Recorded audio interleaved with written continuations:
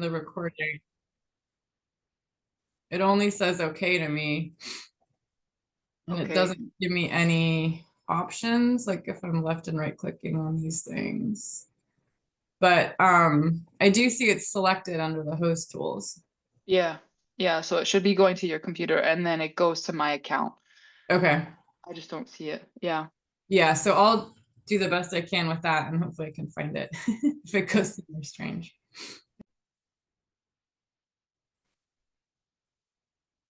All right.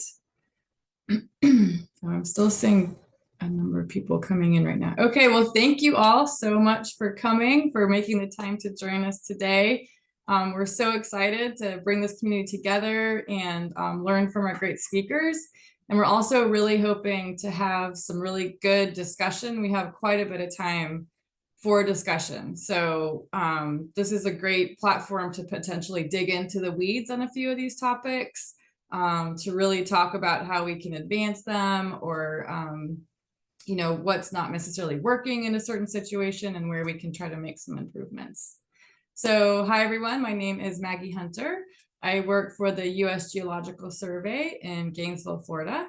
I run a genetics lab here. It's my agency is one of the research arms of the U.S. government for natural resource management.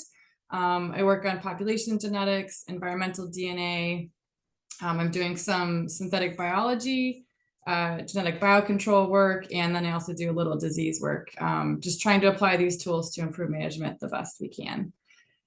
So today I will be your host for the first half, and then Sean Hoban will come in to the second half and will help to lead that. So let me go ahead and share my screen and feel free. How's everyone has good volume, and let me know if anything we need to adjust anything, and feel free to put questions in the chat as we go. And the I think the Q&A is also enabled.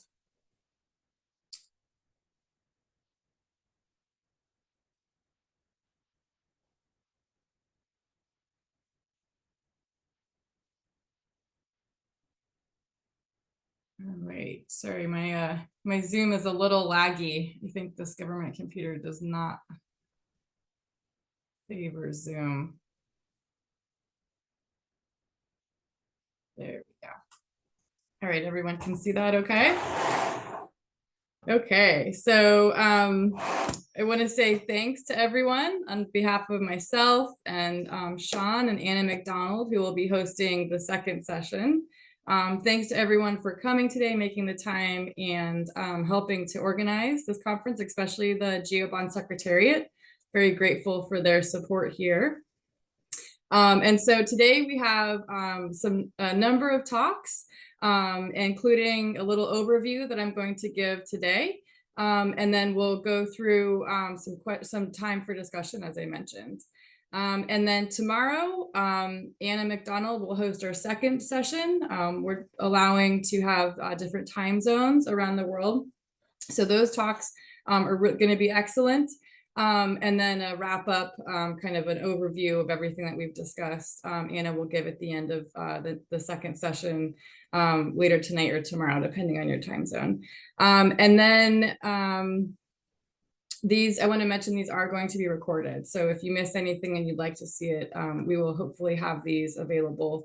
I'll talk to the Secretariat about how best to put those on our website or something like that.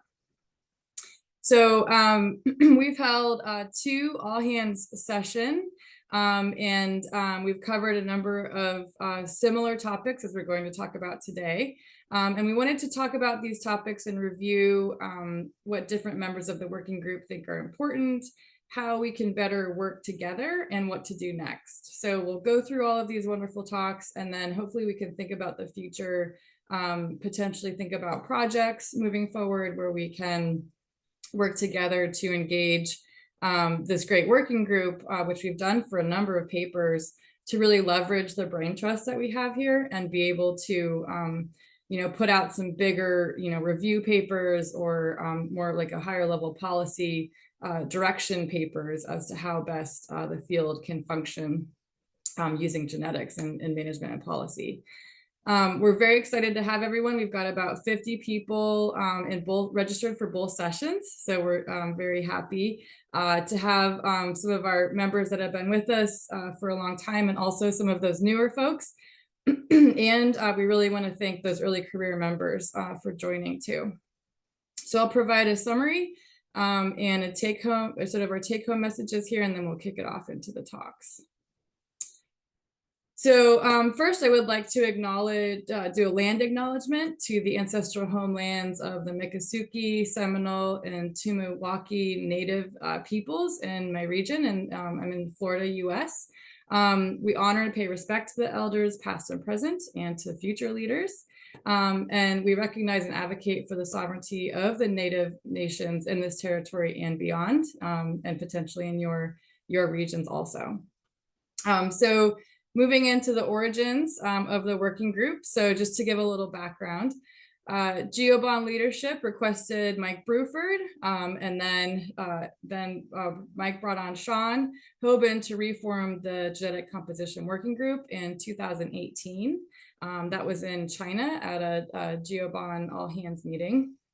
Those initial ideas were to develop, test, and improve approaches for using genetic observation data. And so those were really focused on measuring genetic conservation to inform policy and practitioners, to facilitate scientific synthesis of existing genetic data sets, to really integrate genetic management into species recovery, reintroductions, and population management in situ and ex situ. Really, it's amazing how many programs are not necessarily, they don't have either the capacity or just the ability, or they're, it can be complicated to try to bring this in. And so I think these are really critical aspects where this group can make some big difference. And then, of course, promote sustainable use of genetic resources for societal benefit. And this is really important as our environment and our climate is changing more rapidly. The need for the adaptation, of these species is just all the more critical. I think we're seeing it daily in these big, weather and climate events, and to, of course, avoid inbreeding, depression, and extinction. So right now, the structure, the co-chairs are Sean Hoban, myself, and Anna McDonald. And then we've got a wonderful steering committee who really helped us out a lot in those early years getting going. A number of these members are still really active in a number of projects. We've really been focusing on the Convention on Biological Diversity, so a lot of our time has gone into that. And the steering committee would be great to, again, kind of revive that if people want to help to keep this group really working together and a bit more active, having meetings and such. So our key objectives of the first few years were, the first objective was to develop the GeoBond sort of signature metric, which is an essential biodiversity variable, or an EBV.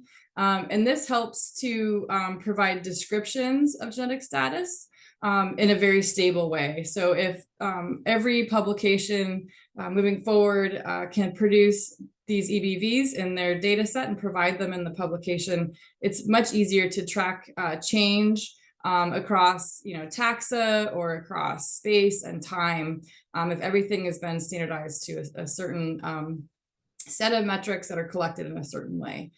So that's one of the big metrics of GeoBond that are important to try to focus on developing. Next, we were also interested in using proxies of genetic data to help to really be able to understand how populations might change or how they're doing genetically, inbreeding wise, without having to collect genetic data. So this includes range size, functional traits, harvest rates, or indicators. And these are all listed number one. Sorry about that. They're all critically important. We're working on aggregating genetic information. So not only having the EBVs, but then really trying to scale this up to the global level through macrogenetics and through the 3 different classes of macrogenetics, including really merging that sort of more of the raw data together. And then, of course, focusing on developing standards, models, and knowledge resources for best practices and interpreting results. so that managers really feel comfortable and confident with these data. So moving through some of our achievements in the last 6 years. So we kicked off in 2018, and in 2020, some of our first papers came out where we developed the concept of genetic diversity indicators for the Convention of Biological Diversity. And this, we defined 3 indicators and produced not only the paper, but also this really fabulous policy brief in 8 languages so that this can be disseminated.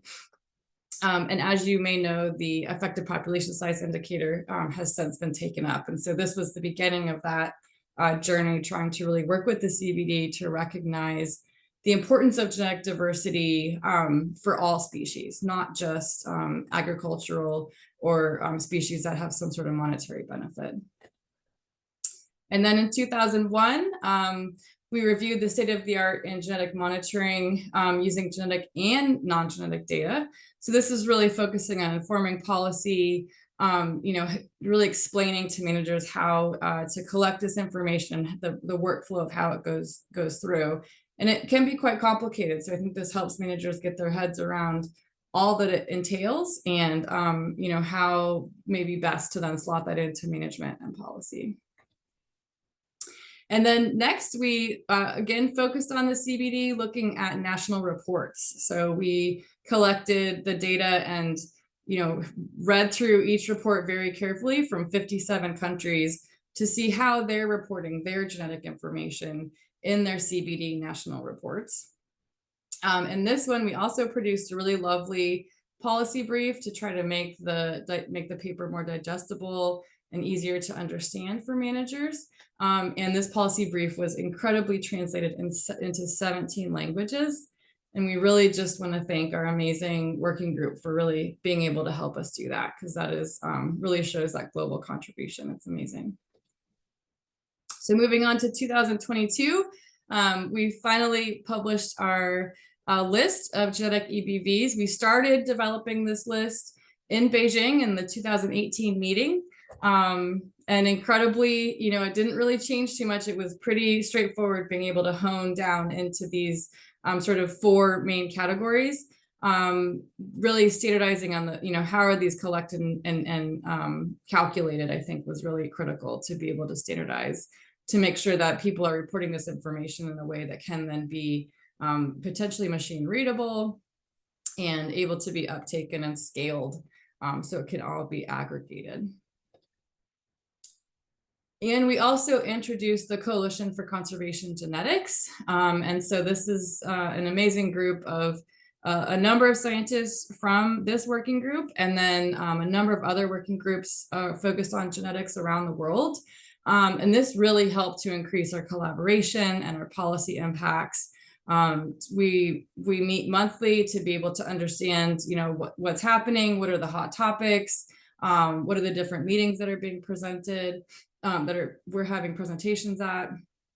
So it's helping to coordinate messages and activities so that we can really have a strong impact. And this group has been vital for supporting the activities at the CBD and really helping to make sure that we're making good, we've made incredible strides with the CBD.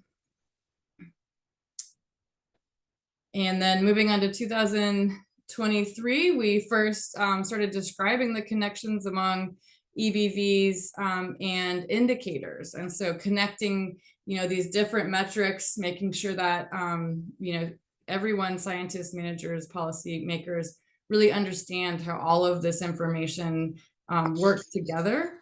And so that it's not too confusing. There's so many of these different tools. Which ones do I use? This paper helps to try to explain when to apply certain metrics and then how to move them into policy. And then we also in 2023 engaged very heavily with the development and improvement of the Kunming Montreal GBF before and during COP15 in Montreal. We had a nice delegation from Geue and the Coalition for Conservation Genetics at COP15, where we were successful in getting genetic diversity as a headline indicator into the global biodiversity framework for all species. So this is just an incredible success story of really coming together sort of as a grassroots, scientist group and being able to make change at the highest level, basically, for conservation policy. So really proud of this achievement and everyone who contributed. It was a huge group effort. Many folks, not at COP, we had a lot of folks behind the scenes, and then also just people working in their own countries or their own contacts. We're very grateful for all the work everyone did. And then this year, we were excited to now apply the genetic indicators, the CBD genetic indicators, into 9 countries around the world to show the application, how this is possible, scalable, and countries are able to develop these indicators, to calculate these indicators with their CBD focal point. Being able to pull reports, and it is a bit time consuming, but really it's critical information, and it's not any more time consuming than gathering information for other indicators. So we think that this is a really powerful tool. And we're focused on explaining a lot of dialogue and discussions about how to balance keeping these very simple, but also very useful. And so not only did we show the 9 countries in that top paper, but then we talked about some of those critiques from both the science and the policy world. Scientists might want a bit more of a specific, nuanced metrics policy. It needs to be very simple and quick for these focal points, these country focal points, to be able to develop. And we also have a policy brief on this also. And then next, we worked on how the genetic indicators complement both genetic data. And so the indicators are not requiring genetic data. And of course, genetic data is the gold standard. Genomic data, right, is now the true gold standard in our field. But those are very expensive, and especially in developing countries or mega biodiverse countries, it's very challenging to be able to get genetic data. The infrastructure, the capacity can be hard for all of these various species that really we need to study, and expanding into plants and invertebrates and other species, insects that are understudied. So trying to, again, talk about the balance of indicators don't necessarily require genetic data, but they are useful in many cases when data is not there. But of course, if the data is there, then it's really fabulous to go ahead and use it. And then we also developed advice for countries integrating these concepts into their national biodiversity strategies and action plans, and BSAPs. And so this really, again, trying to help those country focal points be able to add this, these CBD indicators into their data gathering and their analysis, so that they can then report these in the national reports, which is what we would like to see, to be able to then understand how well these reports are being, how well genetics is being uptaken by these countries. Okay, so so far this working group has broken new ground. We've developed some new tools and ideas. We've tried to be more inclusive in authorship, career stage, geography, and gender. This is something that I think every working group can continue to improve and really focus on. So if you know a group that might be underrepresented and someone who would be great to join, please do encourage them to reach out. The working group's open to all, so please feel free to join. We really want to focus on a lot of our communication is focused on audience outside of population genetics. So trying to take sometimes some complicated concepts and making them really easily digestible for policy folks and management, so that they don't feel alienated, so that they can feel included and part of the conversation, and helping them to better uptake genetics, which has often been overlooked. And by releasing these policy briefs in numerous languages, we're really trying to include these audiences, outside of just English speakers. And then many webinars have been given, especially around the CBD, to try to help include that. All right, so now moving on. So the aims of this symposium, we want to share and discuss some exciting new developments and methods and tools in genetic data. We also want to engage in networking with our fabulous working group around the world and across all career stages. We would love to, at the end of this, think about potential future directions. What are some, critical, higher level topics, or maybe more specific detailed topics that are needed to continue to advance this field of genetic diversity in policy and management. And then we'd also love to identify potential future leaders within the working group. If folks are excited about this and want to help with leading these directions, we'd love to chat with you, or feel free, to reach out, or feel free to ask questions today. Okay, so in the next few years, we're thinking of refining our recommendations of how to do genetic monitoring, including how to use and interpret EBV data. So really looking at putting these into practice, showing some case studies, making sure that the standards work across different taxonomic and other data types. That's what the next one is, looking at case studies to show the utility of genetic EBVs. We want to improve the communication and connection across these genetic groups. This can contribute to capacity building, especially in countries that are still working on developing their capacity or need to start out with their capacity. We want to make better connections to policymakers. So if anyone has connections here, really local, regional, national, higher, these are all critical connections, and it really comes down to relationships to make these changes. And so if folks, have connections or can sort of work on being introduced and making connections, I think that we've really focused on this. It's a critical part of the working group. And then another focus would be to better link with the other GeoBond working groups and the biodiversity observation networks in GeoBond. So we have this expertise that is cross-cutting, and so it can really improve these other working groups. This help to inform them or help to advance them by including this, critical level of biodiversity. And so I think that we need folks that might be able to be the point of contact to then be involved with those other working groups and help to engage and help to incorporate genetic diversity with them, and also bring back information and knowledge to us. There's some really powerful working groups in GeoBond. The MBond, the Marine Bond, is very large and active. Then they have a big genetics group. So that's a place where we could easily connect. So hopefully you all know this, you're all here. So joining anyone is welcome to join the genetic composition working group. Please feel free to just make a GeoBond account and then select genetic composition, and also any of these other groups that you might be interested in.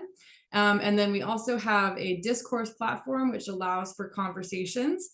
These can be technical, in the weeds, or higher level. So if things come up and you'd like to have some community engagement, we really welcome your discussion and conversation there.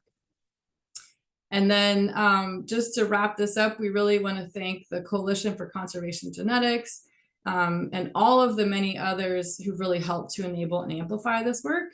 It really is truly collaborative. And here's some folks for the Coalition for Conservation Genetics, but I also want to say many people outside of this, including in this working group, have just really been critical for us to be able to do this groundbreaking work. So it's not able to be done in a silo. It takes a community.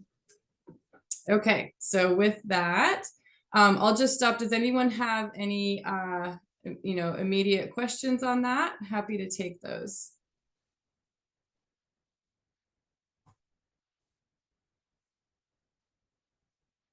Yeah, Cristiano. Hi, Maggie. Just a curiosity, did you envision any capacity building activity? I mean, we know that for running all the different activities, we need some funding. And so I was wondering whether, as a genetic composition working group within GeoBond, we might want at some point to apply for some specific funding. Thank you. Yeah, thank you, Christiana. That is a fabulous question. We have often looked for potential funds to apply to as part of GeoBond or as CCG. I think that would be a great direction to take this working group. We really need a lead for that. So if there's anyone who's excited and interested, and we are kind of tracking the different opportunities for funding. We have a couple that we've sort of been tracking over time, that we would love if someone is interested in stepping up or has a project idea, we could then try to, link everyone up and help that happen. The number of working groups in GeoBond, most of them are volunteer without funding, but the ones that do have funding and have, a person who can help run it are really the ones that are extremely successful in making big changes. And so funding is a critical thing that I think we need. And if people have, oh yeah, the QR codes, I can go back to that. If people have, or I'll put the links in the chat for you. If people have ideas of places where we can, where funding calls are coming out, please put them in the chat, and I'll take notes and make a list. And then as we continue to collate those, and if people are interested, we'll have those opportunities available. So yeah, thank you. That's a great comment.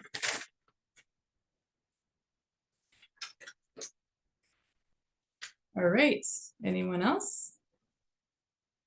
Okay, so I'm a little behind, so I will put the links in the chat, and I am going to turn it over to Julia Geue to present her talk on practical genetic diversity protection, an accessible framework for IUCN subpopulation and evolutionarily significant unit identification. Thank you. Can you all see my screen? Is that working well? Yes, it looks great. Okay, I'm very excited to be here. Thank you. Let me just quickly do one thing. Okay, great. Yeah, so I'm happy today to speak on behalf of the IUCN Conservation Genetics Specialist Group, and I see quite some names here, and they're part of it, so that's very exciting that you're here as well, so you can check what I'm saying. And I'm happy to share today the framework we have been developing over the past 2 years on about delineating subpopulations and evolutionary significant units for species assessment by the IUCN. And before I introduce the framework, I want to make sure we're all on the same page and understand the system and maybe the obstacles we're facing. So with ongoing global decline of genetic diversity and also its importance for fitness and the adaptive potential of species, I think we all agree on its importance, and it is important to protect genetic diversity. And even though we as a scientific community agree on that, it is still rather neglected in global conservation programs and also international policy. So this is sort of the biggest obstacle we're facing. And when we're thinking about global conservation programs, I think the IUCN Red List is one thing which just pops up in our mind, like immediately. There's also other programs like the Green Status of Species Framework, for example. But today I will just focus on the Red List. And so within the Red List, species extinction risk is assessed. And that is done on based on different criteria. For example, on information of the occupation of this focal species historical range, of the population size of the species, the population trends of that species, habitat quality, fragmentation information, and sorts. But now, if we have genetic diversity in the back of our mind and we're seeing these criteria, we just have to wonder, so where is genetic diversity come into place here?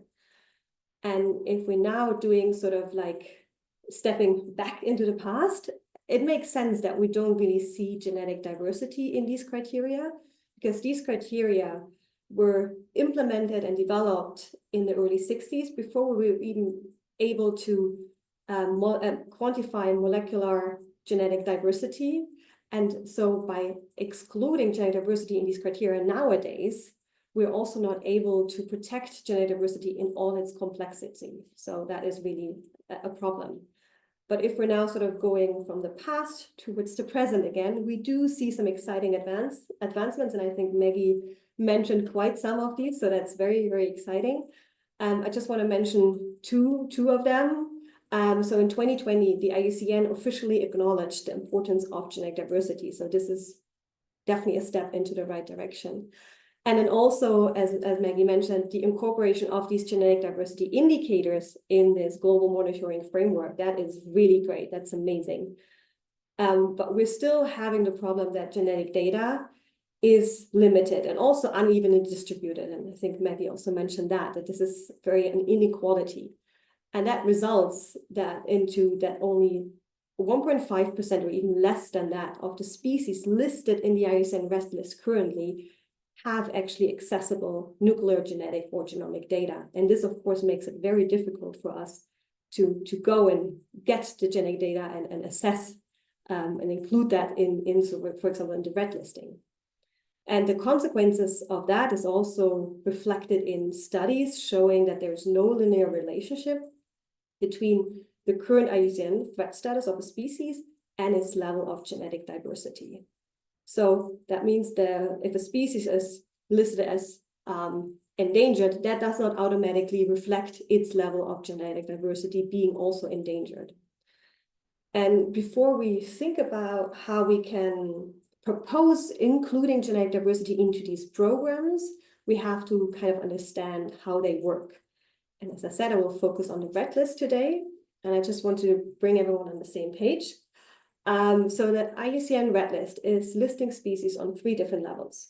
Species as a whole, subspecies, which not often or sometimes not really reflect existing genetic diversity patterns and also not always the processes within the species. And the 3rd level is subpopulations. And here I just quickly want to highlight the definition of the IUCN of subpopulations being geographically or otherwise distinct groups in a population between which there's little demographic or genetic exchange. And I think often we consider that as a definition of populations in a biological sense, but the IUCN is having this as subpopulations. And what is, I think, very important to know, and I think a lot of people do not know that, is that if you want to list a species within the IUCN Red List, below the species level, so as a subspecies or subpopulations, you have to list the species as a whole. So it's a little bit more complicated and complex. And this is also then resulting that so far only 1.1% of the species evaluated by the IUCN have sort of below species listing as subspecies, subpopulations, varieties.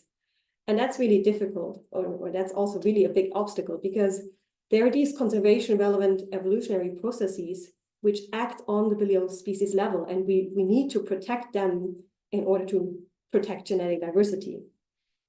And they do act on 2 spatiotemporal scales. And for example, if we look at fine scale processes like gene flow that shapes genetic structure, acts on a relatively short time scale across a few generations, and it relies on connected networks of subpopulations. So by protecting or listing also subpopulations, we make sure that we protect these processes and also sort of maximize the genetic diversity of a species.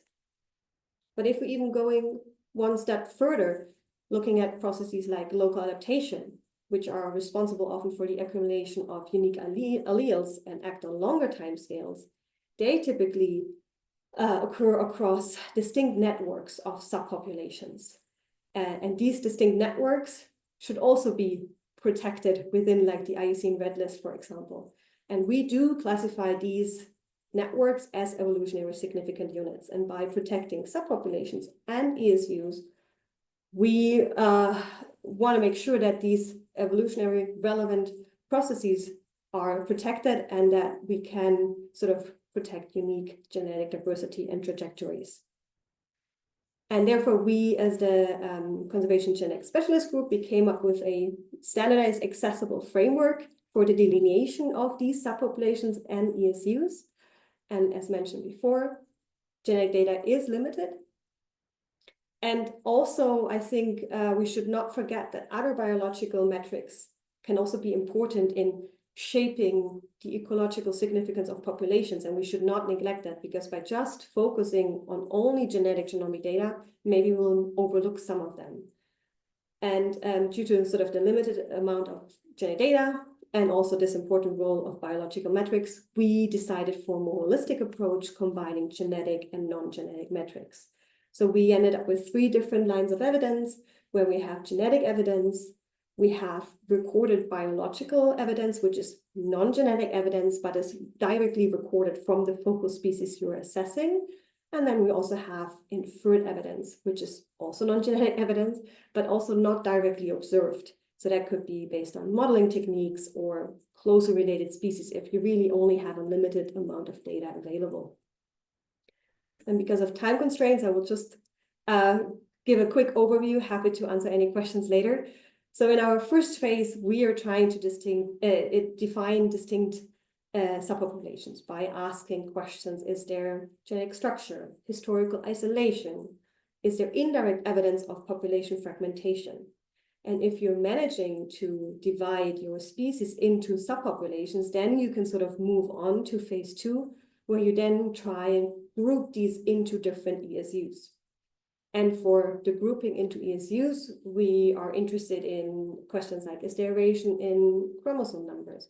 Is there long-term or evidence of long-term reproductive isolation, local adaptation?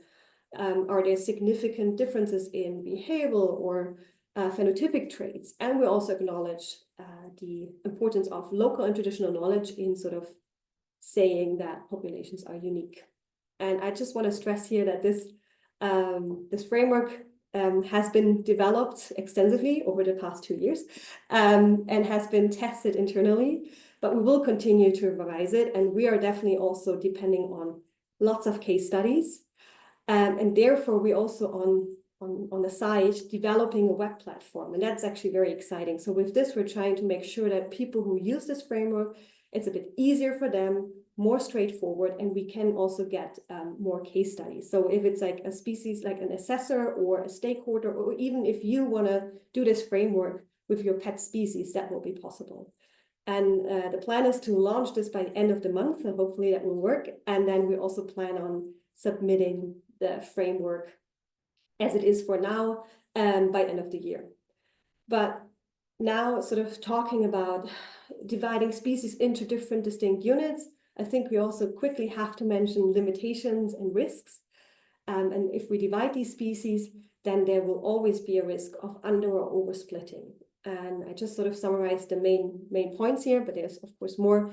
So if we're, for example, undersplitting a species and grouping ESUs, for example, together, and they should not be together, that could give a falsely optimistic picture of the extinction risk or the status of the species, which could affect management and also fuel genetic diversity loss. And if we're, for example, oversplitting, so having like one ESU and we split them in unnecessarily in 2 different ESUs, that could also increase the estimated extinction risk and would split the even limited, we already have limited conservation resources that would even split it more. So that's something we would not like. And because of all these limitations and risks, we also developed an extensive risk assessment, which will be published with the framework to try and mitigate those. And I just quickly want to mention one thing, because we had a bit of a heated debate about it, that it is one thing to define an ESU, it's another thing to manage them. So we do not speak out any management recommendations. It's just to identify distinct genetic conservation units. And the managers have to balance over and undersplitting. And then just to wrap up and looking rather on the bright side and this talk with a more positive sort of outlook, is that by delineating species into subpopulations and ESUs, we can protect distinct genetic variation and unique evolutionary trajectories. We can improve and gain a more targeted conservation success. And these units could also act as sources for reintroduction or genetic rescue programs. And we hope that by combining molecular and non-molecular metrics, we make this framework more accessible for the species assessment, also across a wide range of different taxa.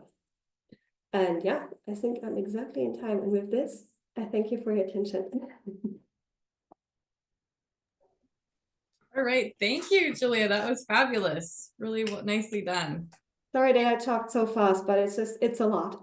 Yeah, no, I thought it was very good. I'm just trying to, yeah, perfect. Yeah, so does anyone have, maybe one or two questions? We're a little behind, but hopefully everyone's okay with that. We have plenty of time for discussion later too. So if you have really detailed, we can raise them here, but we might want to hold them or, bring them back up again into the discussion.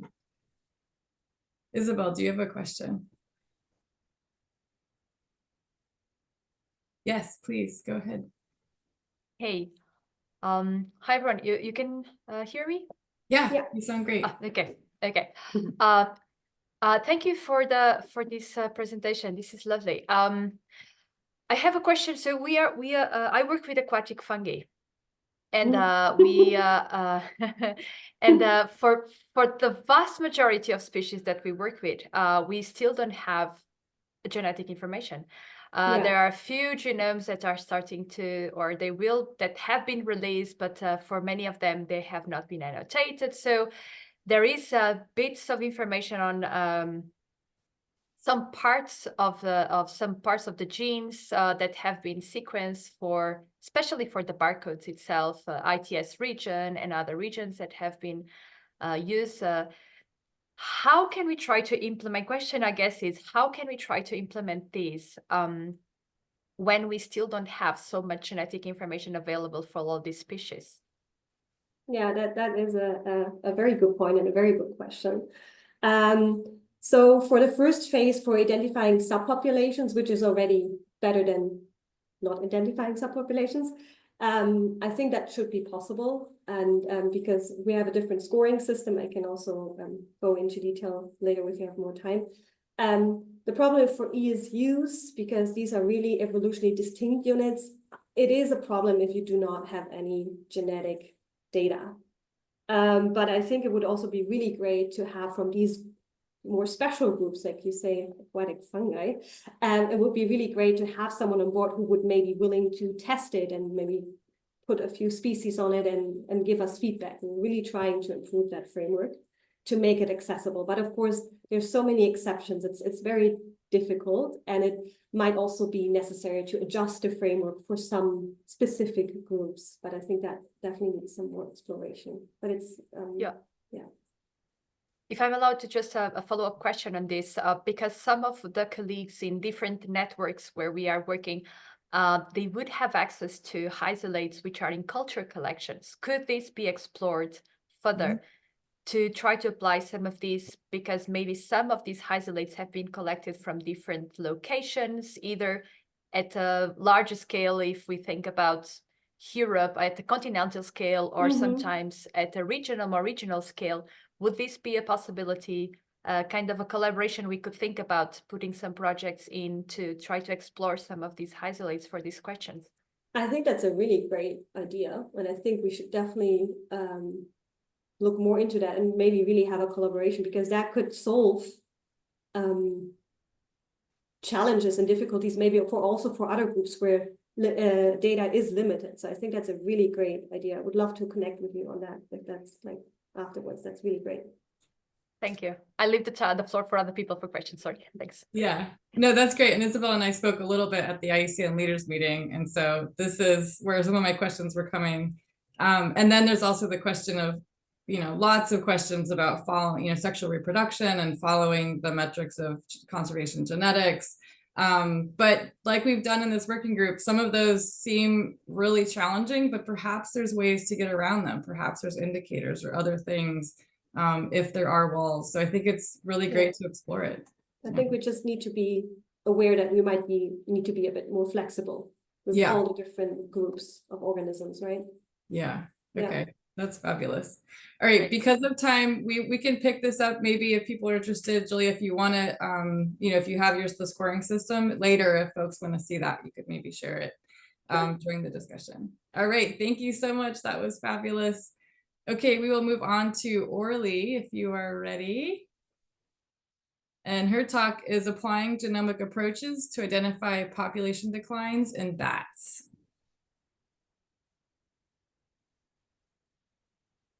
Thanks, Maggie, and everyone. And Thank you for allowing me to present some of my work here. It's been great working with the Geue Genetic Composition group, and it's really great to see all the amazing work that's been done, especially at the interface with applying these genomic approaches into policy.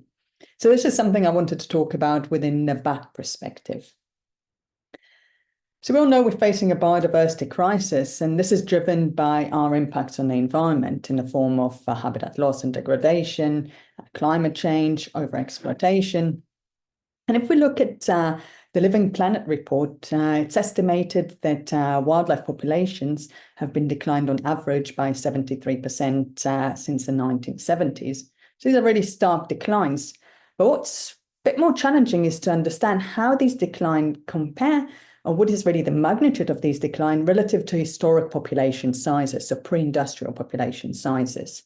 And it's also challenging to understand what does this actually mean in terms of the impact that it's having on species. So looking at bats, the taxa I usually work with, if we look at the IUCN red list, over 50% of bat species are assigned as having unknown or decreasing population trends.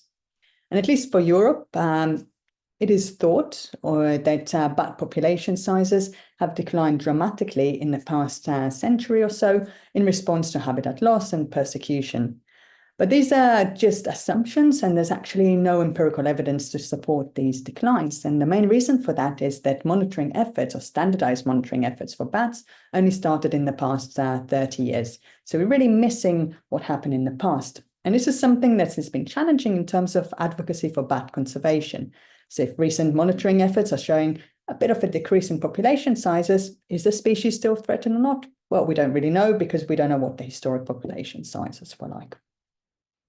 So I was approached by the Bat Conservation Trust, that's the main conservation organisation advocating for bat conservation in Britain.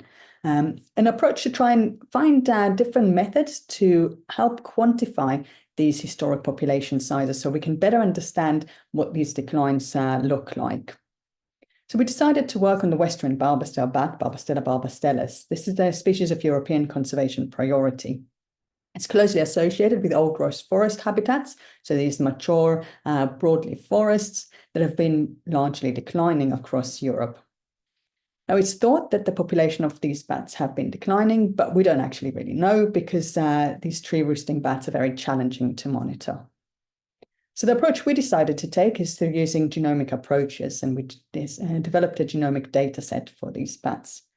Now, the reason why we're focusing on genomic approaches is because they can tell us something about the conservation status of the populations, tell us about how the landscape is affecting population connectivity, the long-term viability of the population in terms of adaptive potential, as well as the demographic history of the population. In particular, relevance for here is baseline historic population sizes.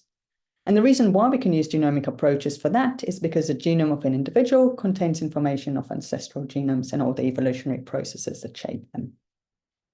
So this is all linked to the work of the Geue Genetic Composition group and the development of these essential biodiversity variables that can help us monitor population status and changes in population size over time. Okay, so let's start. So the first thing we wanted to look at is the landscape drivers of genetic composition. And what we found is that levels of inbreeding in the barbastelle bat are lower in areas with higher broadleaf forest cover. Now, these bats we know are roosting in these broadleaf forests, and the larger the forest, the larger the likely population size. So it's a nice link here between levels of inbreeding, population sizes, and the loss of these forests. Next thing we looked at is what landscape variables are affecting genetic connectivity.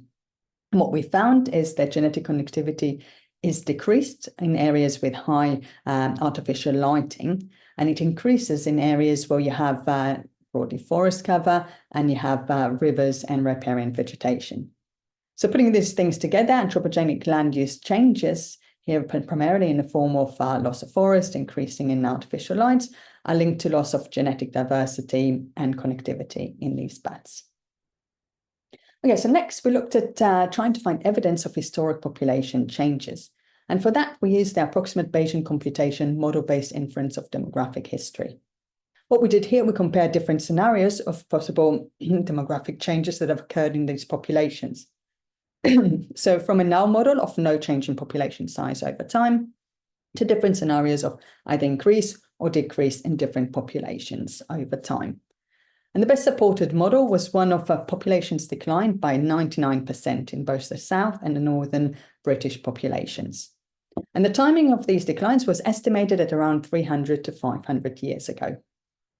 Now, if we look at that period in European history, this is the mid-15th to late 17th century. And this is known as the Age of Discovery.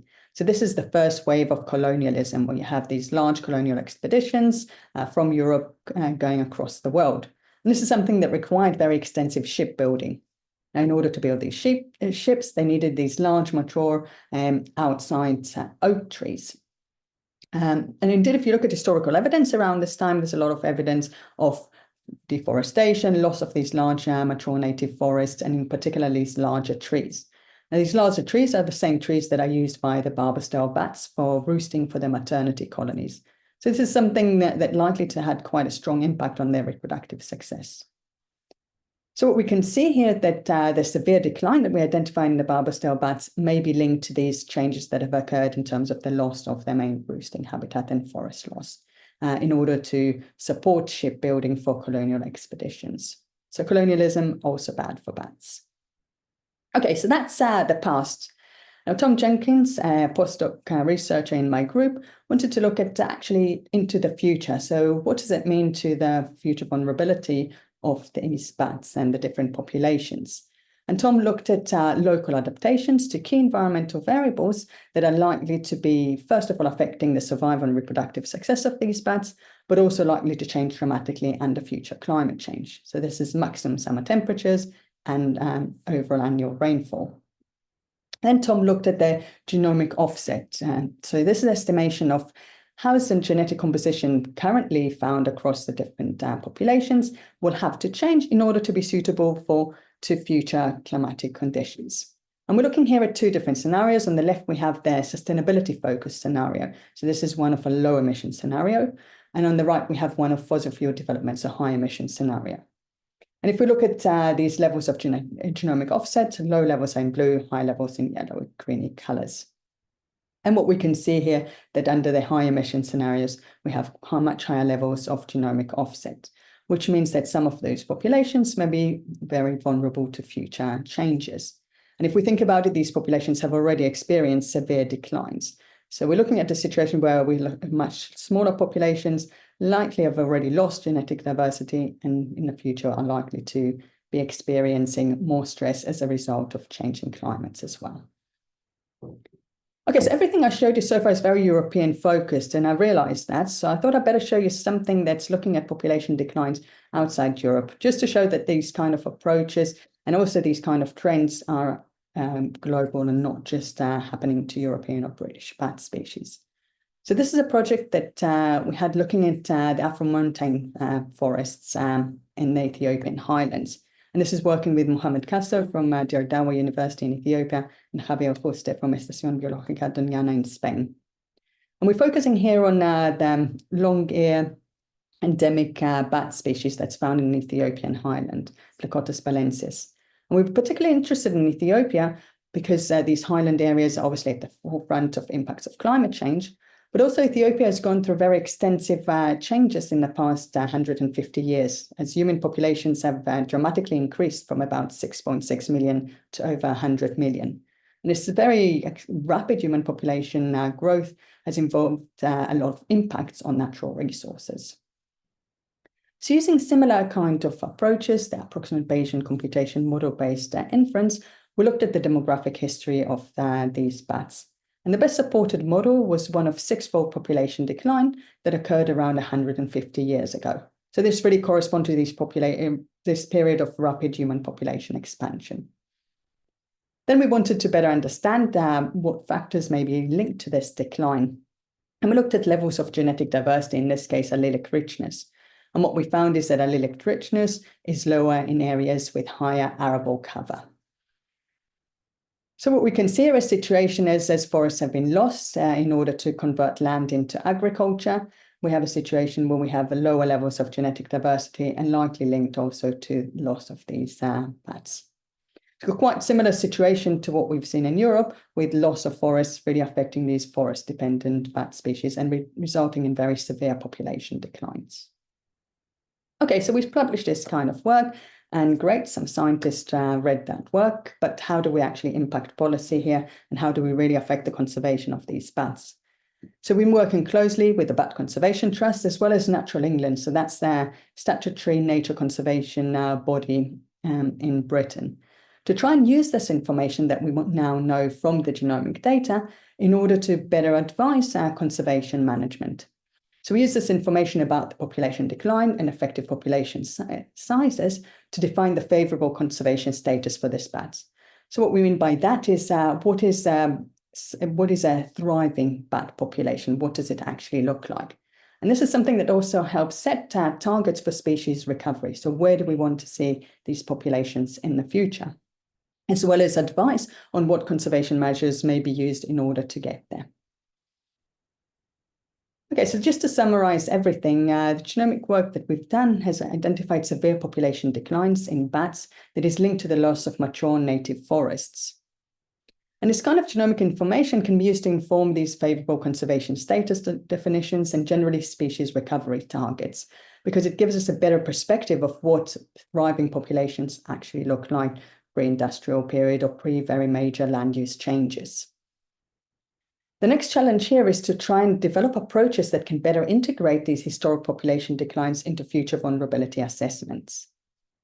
And I wanted to just finish by saying that if we really want our work to have an impact on conservation and to be applied in policy, we need to work from the get-go with conservation practitioners, policymakers, to co-design our projects and co-develop them to make sure that what we're addressing is real conservation needs, and working alongside them to develop these conservation measures and approaches that can better help biodiversity. So thank you very much for your attention. I'll stop sharing. All right, thank you, Orly. That was fabulous.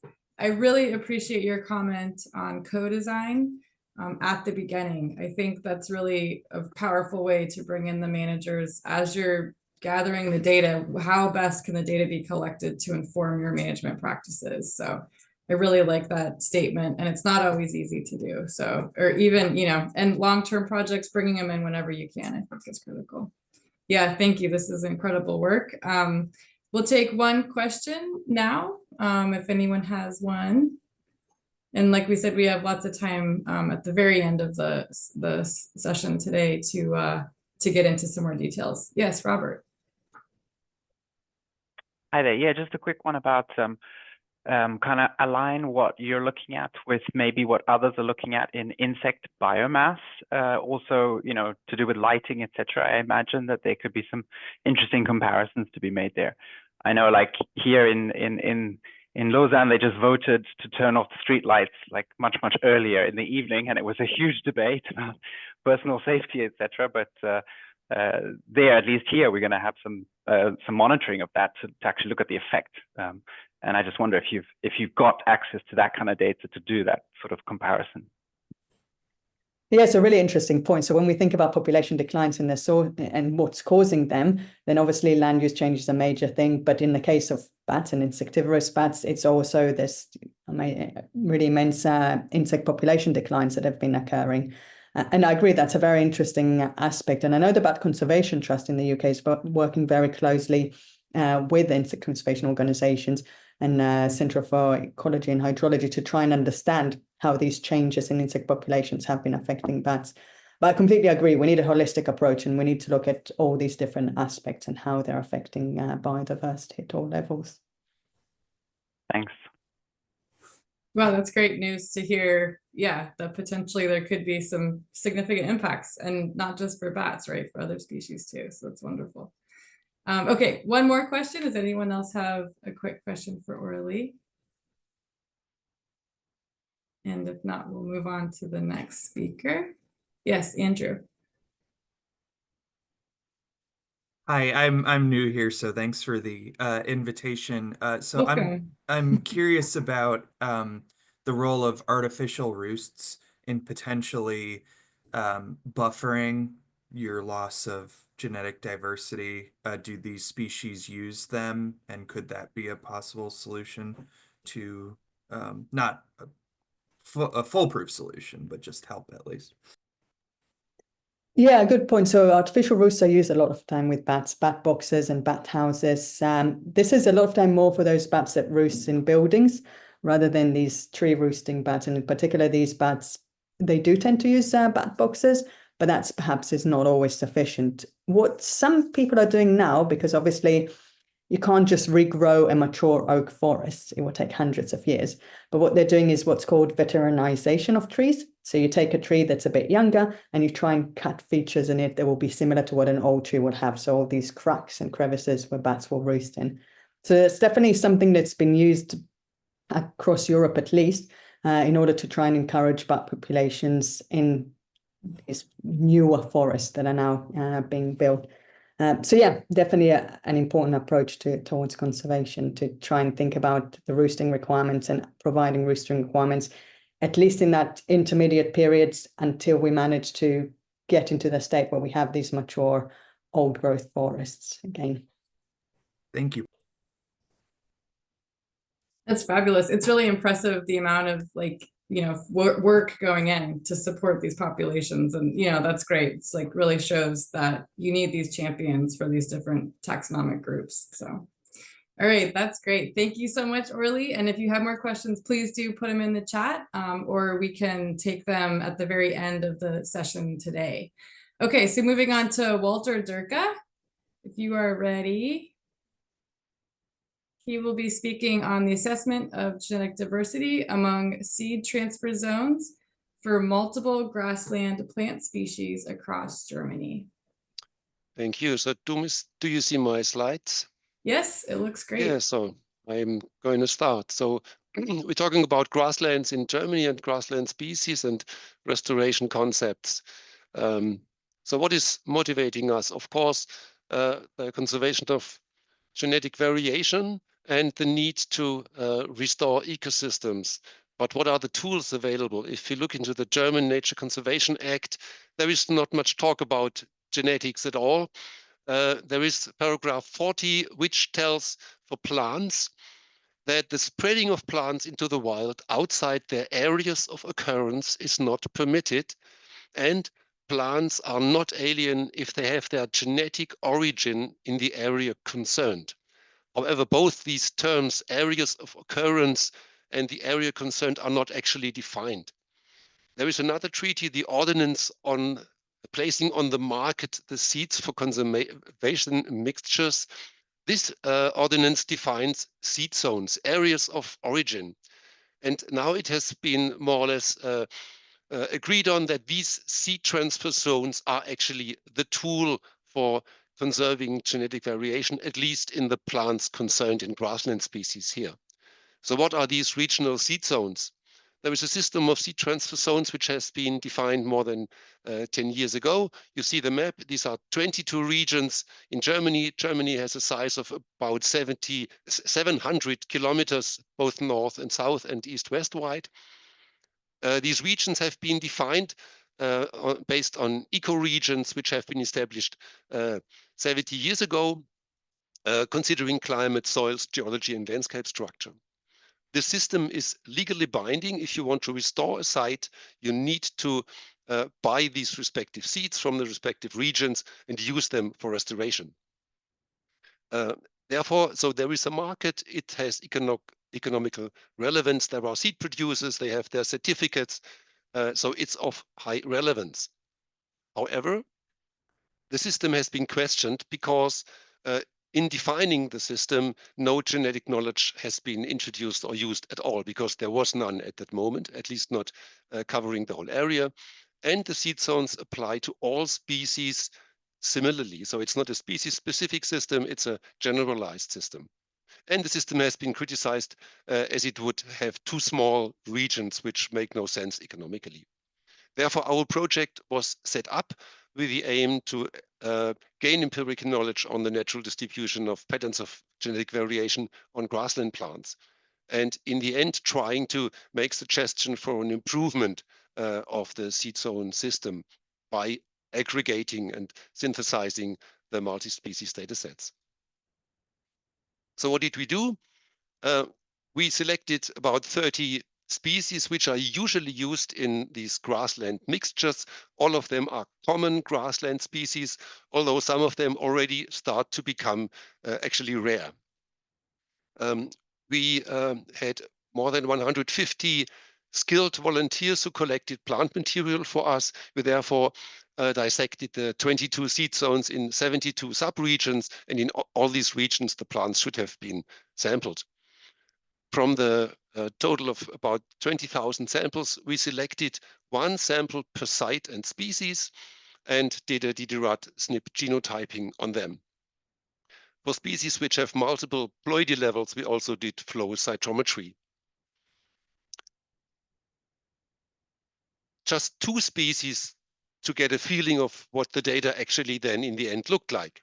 So this is a PCA of the SNP dataset of Acrostis capillaris, a grass species, and the map and the color code of the points in the PCA resembles the color of the respective seed zone.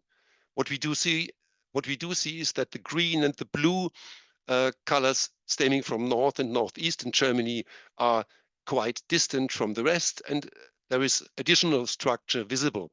We can see this even better if we do an admixture analysis and map this by spatial interpolation on the map of Germany, in which we see these spatially coherent genetic groups in different parts of Germany. If we do a standard isolation by distance analysis using the seed zones as populations, we see a nice isolation by distance pattern. Thus, for this species, we can quantify the differentiation among seed zones. We can define intraspecific groups, which are coherent ranges. We see differentiation in north and a large homogeneous, more or less homogeneous region in southern Germany. All over, there is a clear pattern of isolation by distance and in addition of isolation by environment. This was the grass. I move on to the next species, Campanula rotundifolia, from which we know it occurs in 2 ploidy levels, diploid and tetraploid. If you look into the PCA, we clearly see a strong genetic differentiation between the 2 ploidy levels. If we look into the spatial distribution, we clearly see that they have a more or less parapatric distribution, the diploids in the east and the tetraploids in the more western part of Germany. Looking into the genetics again, we must say that these are likely 2 different biological species. There is no gene flow between them, and we do not find very many populations which have both ploidy levels included. Thus, this is a clear cryptic variation as the 2 ploidy levels are morphologically indistinguishable. Knowing that these are 2 different species, more or less, they should be managed differently and independently in restoration. And therefore, if we look into the 2 cytotypes singular, we can again define intraspecific groups and their ranges, which again are coherent ranges across Germany, each having again a more or less isolation by distance pattern of gene flow drift equilibrium. We can do this for all the 30 species, coming up with kinds of similar maps in which we see that in each species we find between 2 and 8 of these intraspecific groups building coherent ranges, which are species specific more or less. There are some common patterns in some areas of Germany, like if you look into the very north of Germany, which is divided into an eastern and a western seed zone, which is not resembled in any of the genetic patterns. So these 2 parts of northern Germany should be the same genetic area. If there are borders between these genetic groups, they are rarely concordant with the now existing borders of the seed zones. Of course, such a data set is very nice if you want to do macrogenetics. Our question was, how can we define synthetic seed zones that summarize that, with the aim that the seed zones should reflect patterns of genetic differentiation across the species. So what we first did, we summarized all data of more than 30 species and the 72 subzones into one data matrix, starting with the PCA or starting with the admixture plots. We did an algorithmic clustering and a consensus partitioning because not a single solution comes up, but very many similar solutions come up. And we tried to rate the cluster solution by the scaled explained variation, kind of an AMOVA aggregated across the species, using the current system as a benchmark, in that we want to say we don't want to become worse than we actually are. How did this look like? If we do the cluster analysis across the 30 species, we can cluster the subzones. And what we do see here is that all these aggregated subzones form coherent geographic ranges, which means both they may reflect genetic groups which are similar across the species, and or they may reflect the isolation by distance pattern that we find in many of the species. If we now want to rate these different solutions, we define this scaled genetic variation explained by seed zones. As I said, it's an aggregated AMOVA more or less across the species. And if you use the benchmark of the current system, which is a value of 0.7, meaning that the current system actually encompasses 70% of the genetic variation that is present. And if we then check for the potential maps that we have generated here, we see that with only 16 groups, we can already define a system that is as good as the current one. However, this is theory, and again, all the borders of those synthetic seed zones do not coincide with the current seed zones. And because the seed zone actually is active and is managed, and there are seed producers doing so, we cannot just change the whole system, but we have to have some kind of a compromise. And therefore, we are in discussion with the seed producers, with the Federal Agency of Nature Conservation, to somehow improve the seed zone system to better reflect the genetic patterns across the species. Of course, the seed producers, as they produce according to the 22 regions, more or less, they want to minimize changes or want to combine complete zones to get bigger zones. But in general, we want to reduce the zones. We want to reach our benchmark or even improve the genetic representation of the whole system and thereby maximize within zone homogeneity. The process is going on. In 2 weeks, we will have a workshop in which we may, I don't know whether it actually works, in which we may come up with a new map which has less zones and which better represents genetic variation across the species. With this, I summarize that in Germany, we have a system of seed transfer zones as a tool to conserve genetic variation in these common grassland plants. We see that grassland plants, although they are common and widespread, have these genetic structures. In mixed ploidy species, we really have a problem which needs to be tackled in the management. We have an isolation by distance, which is found in almost all species. We see that the current system has genetically heterogeneous regions and that we can improve the system by redesigning the zones according to the genetic patterns that we find. With this, I'm at the end. I thank my lab crew, the collaborators, all the people who collected all these thousands of samples, our funding agency, and you for your attention. Thank you. All right, thank you, Walter. That's an incredible body of work right there. I really appreciate you presenting it. Do we have any questions? Please feel free to put them in the chat too, if you would prefer. Yes, John. Hi, thanks, Walter. I work at a botanic garden in the US, and we often collaborate with people like the Forest Service who are doing restoration. And this is a question we always get, is how far can we move seed?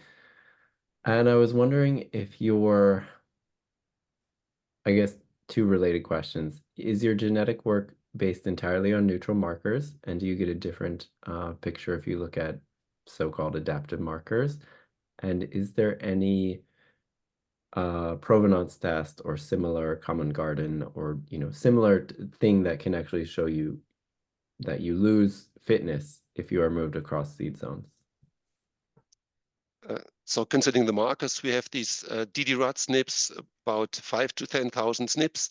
We do not know much about them because only a few of the species have a published genome, and we actually do not use the genome only in such a way that we check for chloroplast markers. So we identify the chloroplast markers, but we do not check for adaptive markers.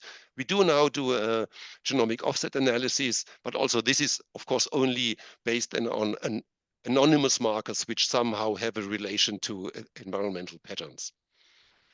We did common garden work 10 years ago in which we bought actually seeds by the seed producers from different areas within Germany. And we showed both genetic differentiation, isolation by distance, and using the common garden data, we have seen the same picture of isolation by distance with respect to the fitness. So the farther you move the seeds, the worse they grow. This was done with, I think, 8 species from 7 regions. So it's a smaller data set, but it was very consistent across the species, of course, with different traits. But we found this degradation of fitness with increasing distance. This was not possible in the current work, in which we only used leaf samples. Thank you. All right, do we have another question? Well, people are thinking about it. We have one in the chat from Laura Bertola. She comments really interesting, and she's wondering, is the pipeline published for aggregating all patterns and providing some consensus? Is that pipeline published somewhere? Not yet. So it's published in German in a report, but we are working on that. We are a bit slow in publishing. So the first paper is just being accepted, and this will soon come. Okay, great. So this is coming out in the literature at some point. And we would love if you would share that perhaps with the working group. That would be fabulous if you would like. Sure. Okay. All right. Do we have any other questions? Feel free to put your hand up, or yeah, Debbie. Hi, Walter. Really interesting talk. So I was wondering if the seed zones have potentially contributed to the conservation or the maintenance of smaller gene pools, in your opinion? You mean that because the seed zones are so small, they maintain some kind of a smaller gene pool? Yeah. Actually, I don't know, because this would mean that you would have to study the restored populations, comparing them to native populations, more or less. No. So what has been found out is that actually the seed zone system and the seed producers also had made mistakes in, for example, in using the wrong cytotype. That was very rare in a region, which was then used for restoration more broadly. So this is also the risk, of course, of doing so. But I'm not aware of a study analyzing your question. Sorry. Okay, thank you. And follow up on that, has that rare cytotype caused challenges with the fecundity of the outplanted species or the adaptability? This has not been studied. It has just been shown that neighboring or in the same region, native populations are the tetraploids and the restored populations are diploids. Actually, in this case, the diploids are larger, flower more early, flower nicer and bigger. So this may have also affected the choice of the seed producers. But actually now they check their reproduction lines and try to go back to the native cytotype in this case. Okay, that's great. That's a great finding. And Laura also said she'd love to see the link to the German report if that is available on the web, if you have it and you would like to put it in the chat. Yeah, I do. Okay. All right. Any last questions for Walter? Okay. Oh, yes, Isabel. Yeah. Thank you. Just a quick curiosity, because I saw so many names that collected all the samples. Was this based on a citizen science project? How did you engage so many people in collecting all of this? So this went through many different channels. Of course, this was academia colleagues, but these were also freelance population biologists. These were the seed producers themselves, but many private people, also nature conservation enthusiasts. So a very diverse collection of people, some of which did a really enormous job collecting more than 1,000 samples across whole northern Germany, things like that. Of course, others only collected 20 or 30, but so it was everything in between. And we still have holes in the map where nobody was able to collect, or we couldn't go there to collect. So this was the principal challenge of the project, as we also had no money actually to pay them. This was all volunteer work. Wow, thank you. Incredible effort. Okay, so apologies, we're running a little behind. So we're currently in our break. So we understand if you need to step away. But I did want to open the floor just for a few more minutes if anyone had any additional questions for Julia or Orly. And if they are available later too, we have some time at the very end of today to ask additional questions. So if anyone has follow-up questions that they've thought of or would like more detail from Julia or Orly, please. And also Walter too, if there's additional questions.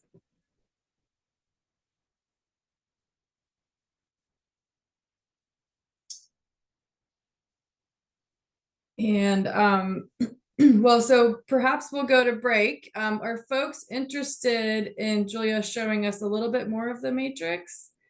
I know Sibelle might be interested in that, to see a little more of the.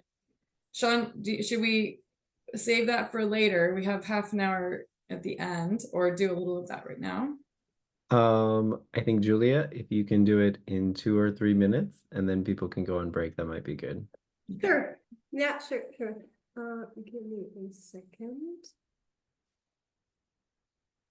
Just gonna try and share that with you so you can see it. Do you see a very funky schematic? Yeah. Looks great. Okay.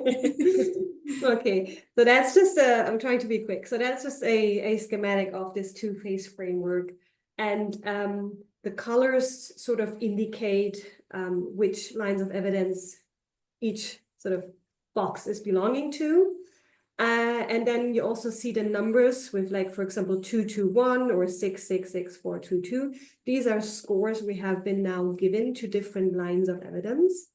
And as I mentioned before, if you start with phase 1 here, and you identify distinct subpopulations of your species, then you can continue to phase 2. And we now said if you score a minimum point of 3, then you can say these are different distinct subpopulations. And then, as I said, you go to phase 2. I think what is also quickly important to mention is that this framework, phase 1, is working with different scenarios. So you're trying to score different scenarios, meaning you have a species and there are 2 possible scenarios. So either you have 3 distinct subpopulations or you have 6 distinct populations, as an example. And so you would score each scenario in this phase 1 and then continue with the scenario which has the highest points. If they both score same amount of points, then of course you can go with both scenarios into phase 2. And then let's have the example that you have the scenario of 3 distinct subpopulations. This is scores high enough. You go to phase 2, and then you do score per ESU. So you say, you sort of assess each of these lines of evidence. Is there reproductive isolation, local adaptation, based on each potential ESU you're thinking of, and then based on the entire score, you can say, okay, do I have distinct ESUs? Do I only have, maybe we called it probable ESUs if you not score high enough? Or sometimes if you even score lower than 9 points here, in this case, you could also say this is data deficient. Yeah, so I think that's already like over 2 minutes. I'm not sure. That's wonderful. It's a bit complex. Difficult to explain that in 3 minutes. Yeah. No, you gave a great overview, and maybe as this gets more finalized, we can do another seminar or something. Oh yeah, for sure. I'm happy to do that. Yeah, and also with like going through with case studies so people really understand what kind of data. I'm happy to do that at some point for sure. Yeah, and just a reminder here, subpopulations are defined under the IUCN Red List of Threatened Species.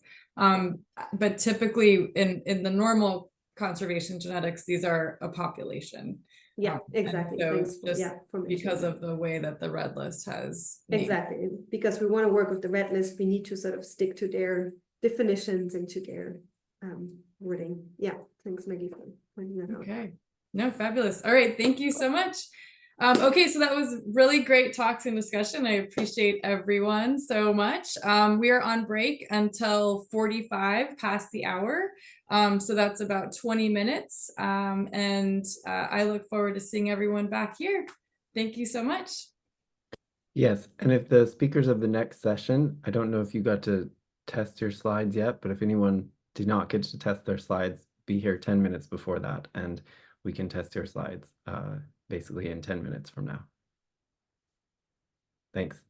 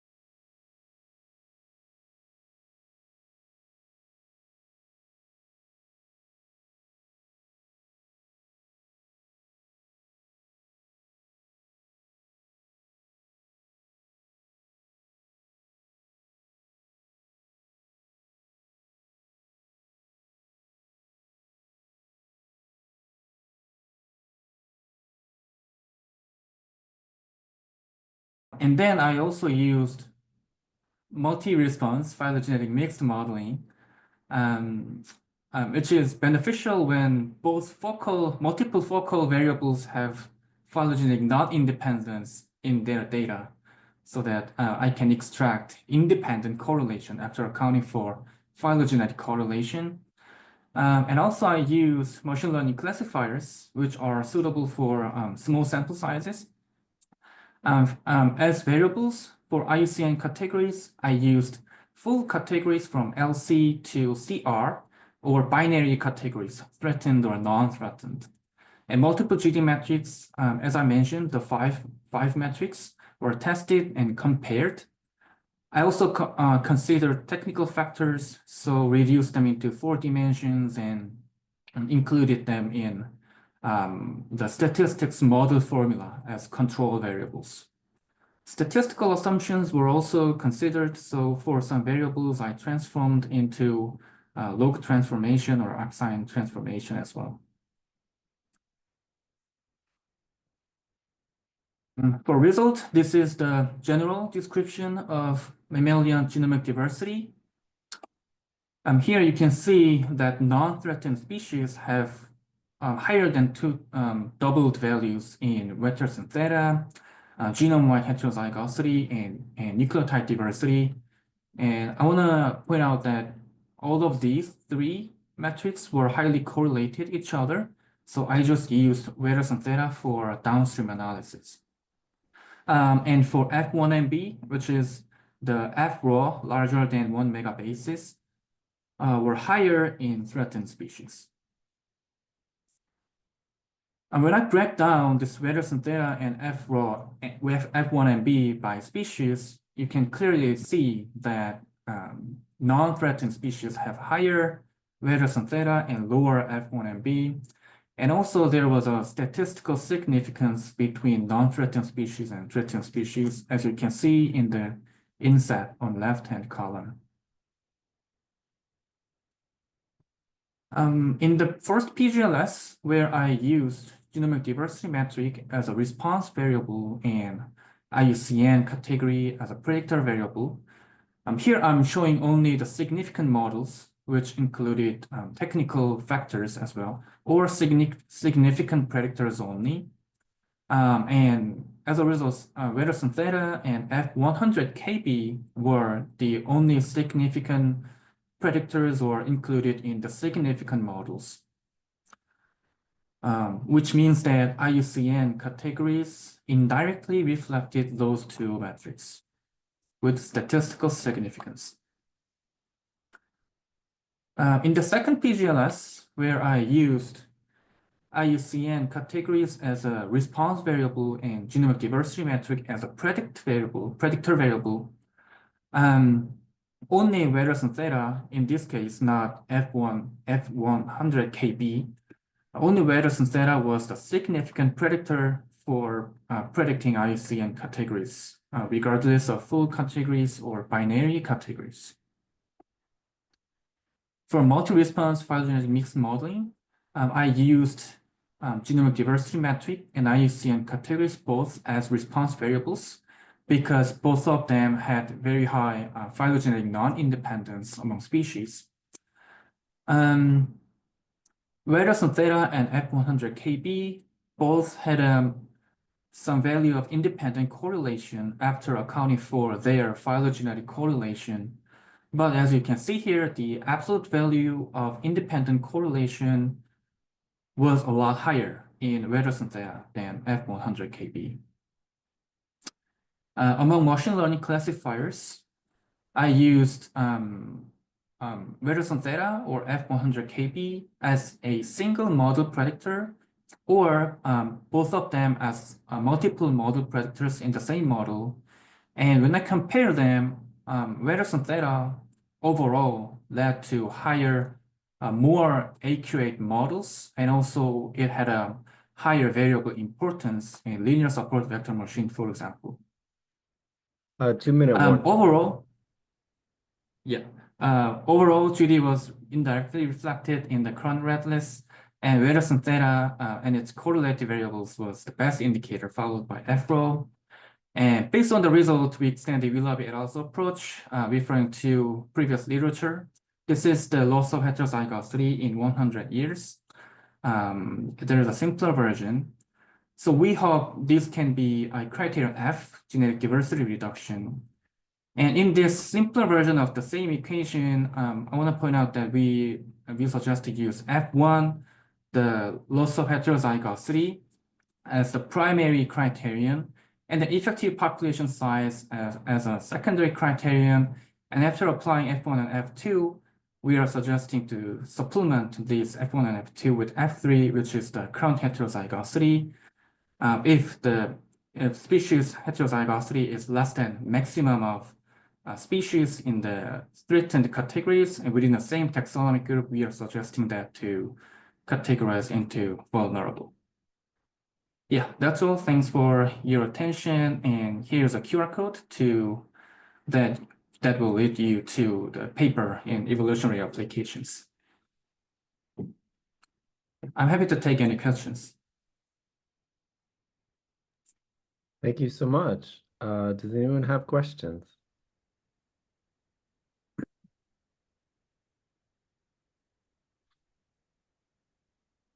Sibelle, go ahead. Hi, Jong Yoon. I think it's really interesting, your results, and especially because, I mean, sometimes we can't, I mean, we see studies that they can't really correlate genetic diversity with the IUCN status. And I think, I mean, you showed that, I mean, your study clearly showed that you can. But I was wondering if we, if you thought, or if you can elaborate on if this would be a reflection of how long this population has been declining. So, or I mean, the NE trend in the past. So I'm thinking, for example, if you do something like a PSMC or something that estimates the dynamic in the past could also correlate with that. Yeah, thanks for your question. So there is actually a study, Wilder et al. In 2023, I think, in Science, that showed exactly that historical effective population size is correlated with, I think it was also IUCN red list categories.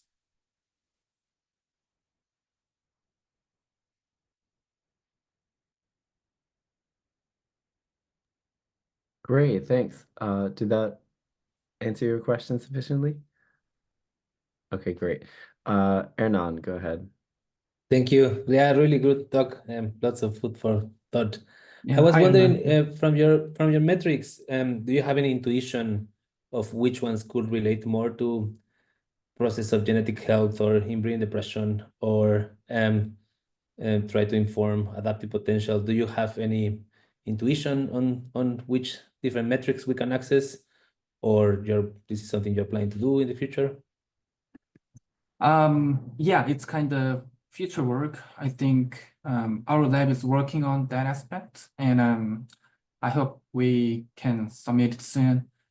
But in this specific study, I just correlated IUCN categories with just genome-wide genomic diversity.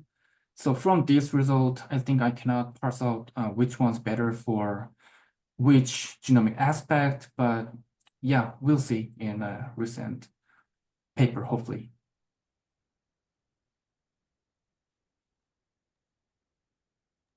Thanks. Anyone else?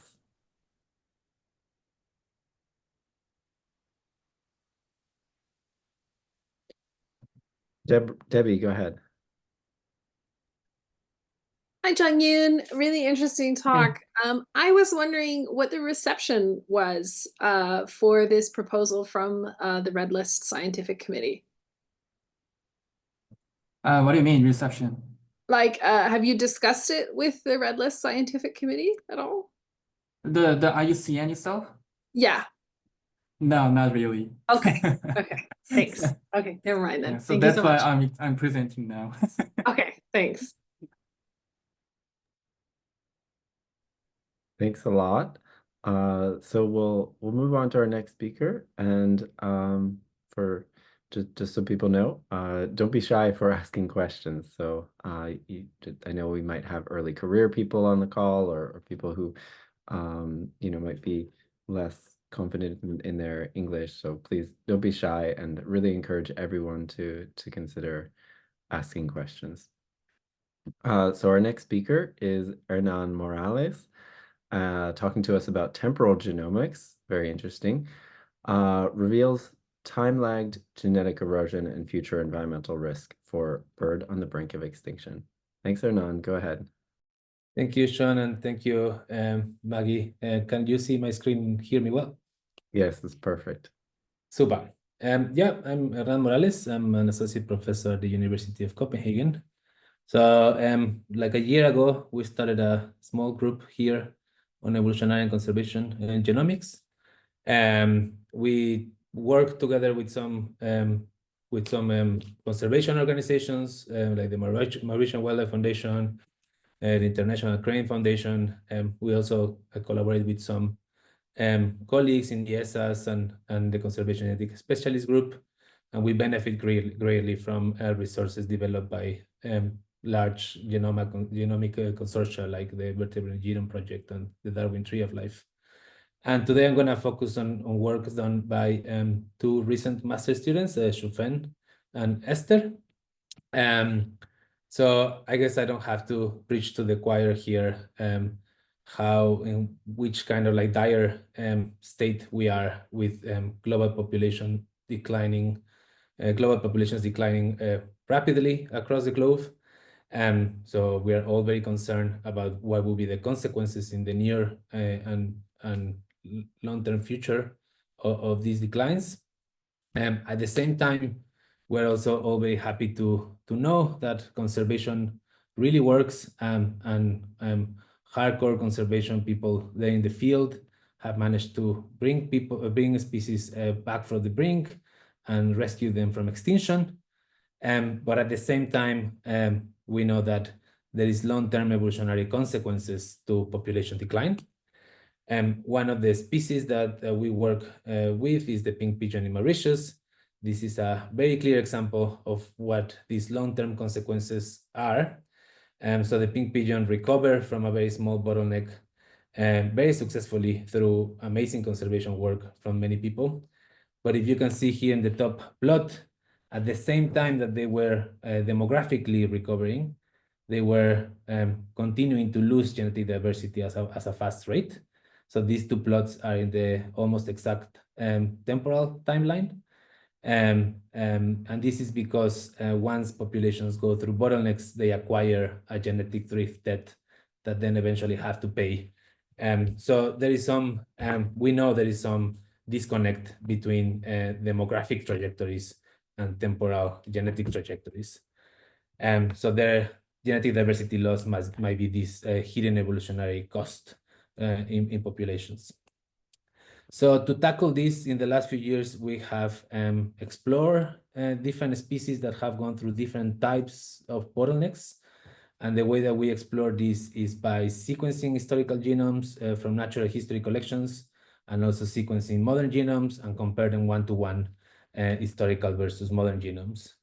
So we have learned a few things from different examples. For example, the Seychelles paradise flycatcher went down to 28 individuals in the 60s and has lost an amazing 90% of their genetic diversity.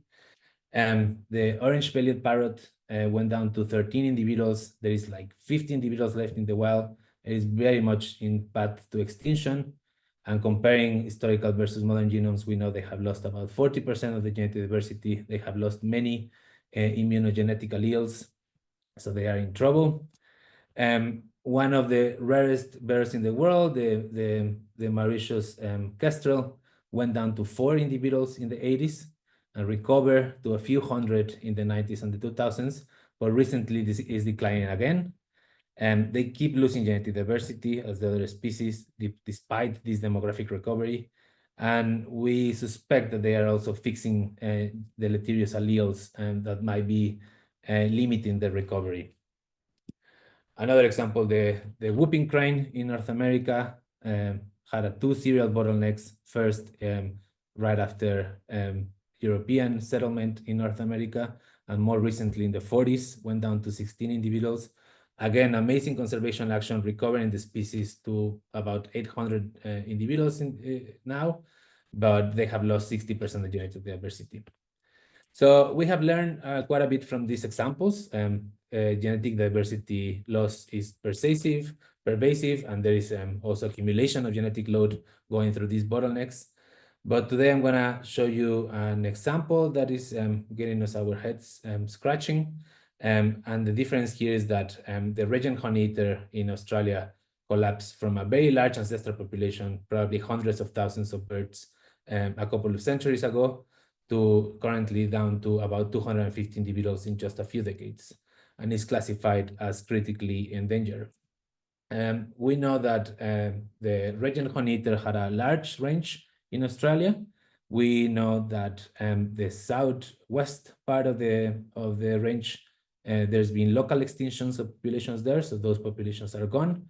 And there is a few strongholds that remain connected across this vast geographical space. So for this, we sequenced 20 historical genomes collected between 1850 and 1919, and 20 modern genomes collected last decade, including some extinct and probably extinct local populations. So first, a little bit of the demographic history. We use, this is a stairway plot, which captures kind of like the longish demographic reconstruction in the species. We know that the species was very large and starting to decline probably several hundred years ago. This mimics conditions in Australia of climates getting drier. And more recently, we can access reconstructions, demographic reconstructions with GON. We know that there was a severe demographic decline in the last probably 100 years or 70 years. And this matches intense agricultural and urbanization of Australia. So this mimics very well the demographic decline that we know the species underwent.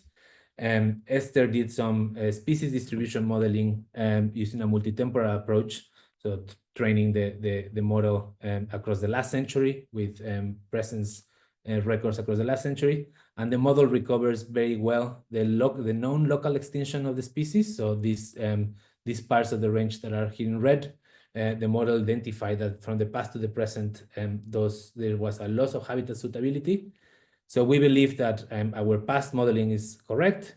So we're hoping our future modeling is not correct, because the future really looks bad for this species. So when we project this species distribution model into conditions to the future, we can see that there is a lot of predicted habitat loss for this species. So has declined from a very large ancestral population, probably will face a very difficult near future. Well, what has happened with the genetic diversity? So we actually see loss of genetic diversity in the recent past, in the last 100 years, but this is quite modest relative to the massive demographic loss that the species suffer. And we don't see signs of inbreeding from runs of homozygosity, and we also don't see signs of population structure from different populations that we sample. So this is only a 9% genetic diversity loss, genome-wide diversity loss in the last 100 years. So we can use simulations to ask why we see such a modest genetic diversity loss. So we can simulate different ancestral population sizes and simulate different magnitudes of bottlenecks.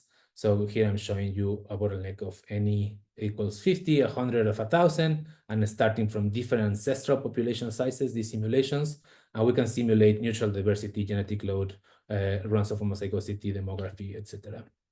So from these simulations, we know that at least a bottleneck of N 50 is required to see this 9% genetic diversity loss. So in these panels in the top, I'm showing you the genetic diversity loss over time in the historical sample compared to the modern sample. This is in ours, similar to our sampling, and then 10 years in the future and 100 years into the future. So we know that we are here at the moment in the modern timeline, where we see a 9% genetic diversity loss. And here we clearly see that the genetic diversity loss will accelerate quite rapidly in the near future. And more importantly, we also simulate genetic load. So this is the realized genetic load, the genetic load that expresses in negative fitness effects. And we know that just from the simulations, that this genetic diversity loss represents a conversion of genetic load and accumulation of genetic load in the population. And this is gonna probably affect ancestral population sizes that are large, just because they had more ancestral deleterious variation that now they are gonna express as the bottleneck really kicks in. So 2-minute warning. Perfect. So we see this time lag of genetic diversity loss. And in fact, despite this species being really on the brink, when we compare it across many other bird species, they actually have more genetic diversity. The modern population has more genetic diversity than many others. When we compare it with other examples that we have studied, for example, the Seychelles paradise flycatcher here, we know that had a 90% genetic diversity loss. But because this bird recovered demographically very well, it was actually downlisted from critical endangered to endangered and then to vulnerable. So this is kind of one of those really clear signs that sometimes downlisting doesn't really make sense, at least in genetic terms. And also that in some of these cases, when we have recent demographic trajectories that are so substantial, like these bottlenecks, maybe these classifications of the red list don't quite make sense. So very quick summary. Some genetic metrics are slow to respond to demographic decline. We know that large ancestral populations are at highest risk of inbreeding depression because they have this ancestral deleterious variation that will be expressed in the face of genetic bottlenecks. But at the same time, large ancestral populations are more likely to retain adaptive potential, right? So this is the two sides of the coin of genetic diversity that we have to carefully weight. We believe that using just effective population size without historical context can be deceiving. I missed the citation here, but it's actually Wilder et al., Arin's paper that was mentioned in the previous talk. When they compare long-term effective population size between non-threatened and threatened, the pattern is not that really clear, but when you do the ratio of effective population size to census size, you can really see, and this is the time lag effect of genetic diversity loss, right? These populations retain high effective population size, but their census sizes are really low. So you see this change in the ratio. So I would like to argue that genetic baselines and continuous monitoring are essential for these bottleneck species, and understanding genomic erosion is key to understand the implications of these demographic trajectories. So just to thank the entire team, a bunch of collaborators, co-authors, and especially the natural history museums that provided the historical samples for this work. Thank you. Thank you. Thank you, Hernán. That was really great. Do we have questions from the audience? Just raise your hand. Or you can type in the chat.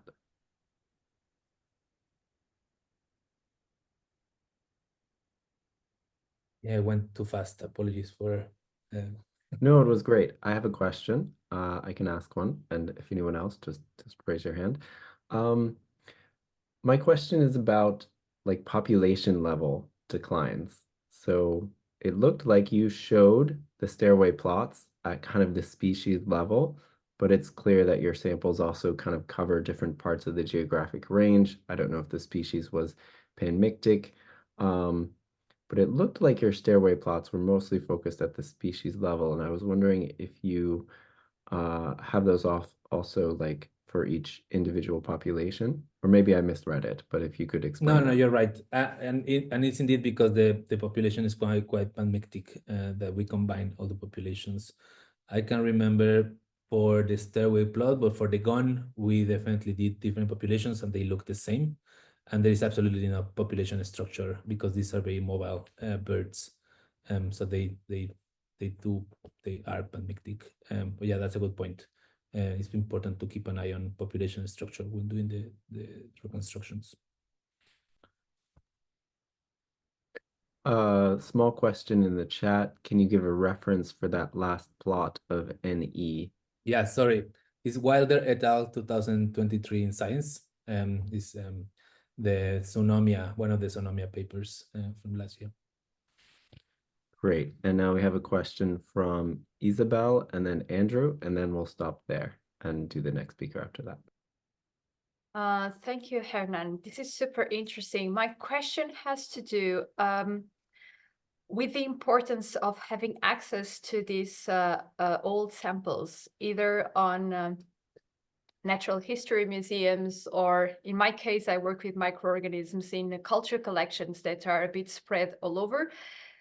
In maybe sometimes in big collections, but in many times in smaller collections. And in many cases, these collections are being dismantled because whoever owns them retires or other conditions, they don't have funding anymore and they're being dismantled. And I was just wondering, because clearly here you show how important it is for us to have access to these samples to make sure that we compare what we have nowadays with the genetic diversity from the past. And I was just wondering, because I'm not fully aware of this, we have started to discuss this within our IUCN specialist group, but I would like also to maybe hear from you and maybe also from the other colleagues here, if it would be useful somehow to put out some pressure, if we can call it like this, to really make stress that these collections need to be preserved, because we need this data to be studied to fully understand what we might be losing in the future.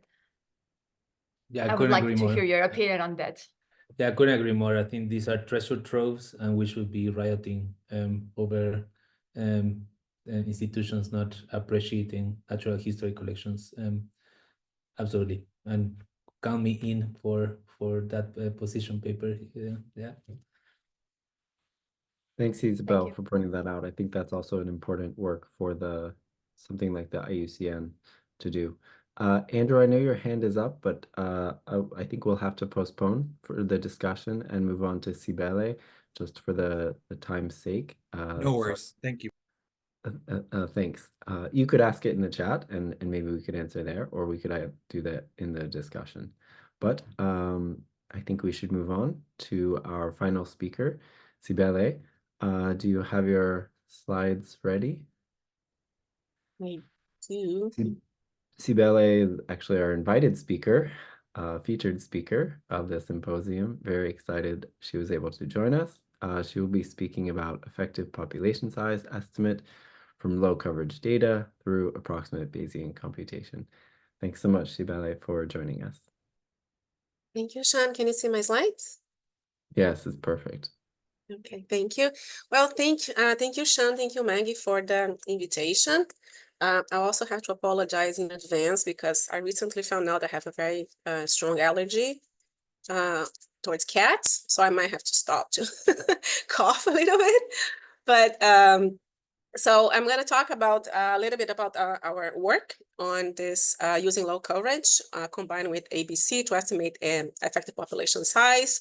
I'm Sibelle Vilaça. I am a researcher at the Vale Institute of Technology, and I'm currently based in Brazil, but this is a collaborative work with University of Ferrara in Italy. Okay, so when you talk about genetic diversity and monitoring, especially under the CBD context, and I think we're going to discuss a bit we have discussed in previous talks, and we're going to discuss also today and tomorrow, is that when you use the CBD context, you don't need to really require genetic data to monitor genetic diversity. But, well, what if we do want to use genetic data to estimate NE in genetic diversity? And what can we use genomics? I mean, we heard today even that that will be the gold standard. And I mean, obviously, we have been discussing that it is possible to do that, to monitor diversity on using genomic data. But here's a catch. Can global South countries do it? Because, I mean, there is a different context when you are based in a global North that you have quite, I mean, available funding, but that's not only, they're not always the case in global South countries. So before I talk about the ABC and statistics and everything, I just want to give a little bit of context on why we started to think and develop this project. So I am part of this genomic consortium with the Genomics of the Brazilian Biodiversity. So this is a consortium that is based in Brazil, and it is a private public consortium. And what we have that is quite interesting is that our partners, so the public part of the consortium, is actually government partners that are responsible for implementing conservation policies in Brazil. So we are generating, we have two main tracks on environmental DNA, but on genomics that we have on conservation and bioeconomy. And we are generating high quality genomes for species that are of conservation interest in the fauna and the flora, but also we are generating population level data combined with these reference genomes. And we also are funded until 2027. So here I'm just showing a QR code of a paper that recently described that is in press at Cell Genomics that describes a little bit of our consortium. So our species list, they are all the SMB, ICMB, also ICMB, which is our government partner. They are come up with the priorities, and most of them, they are associated with national action plans. So what we call PANs, in English would be the NAPs. So this is just a few species that we're sequencing genomes. So most of them we're doing high quality, so chromosome level genomes, but also most of them, they also have population level data associated with them. So one thing that we, when we were discussing and setting up the consortium and seeing, well, what we need to sequence, what is already out there, we did a investigation of the entire NCBI database. And here I'm only showing what we showed for reference genomes. So what we saw is that in this case here on this graph that I'm showing is related to the species that occur in Brazil. So they have at least part of their distribution in Brazil, and who is depositing these genomes in the NCBI database. And what we saw is that Brazilian institutions are actually not big contributors to those genomes. And when we think about endemic species, well, that I personally think it's even more concerning. That's the same case. So especially species that only occur in Brazil are not majorly being sequenced by Brazilian institutions.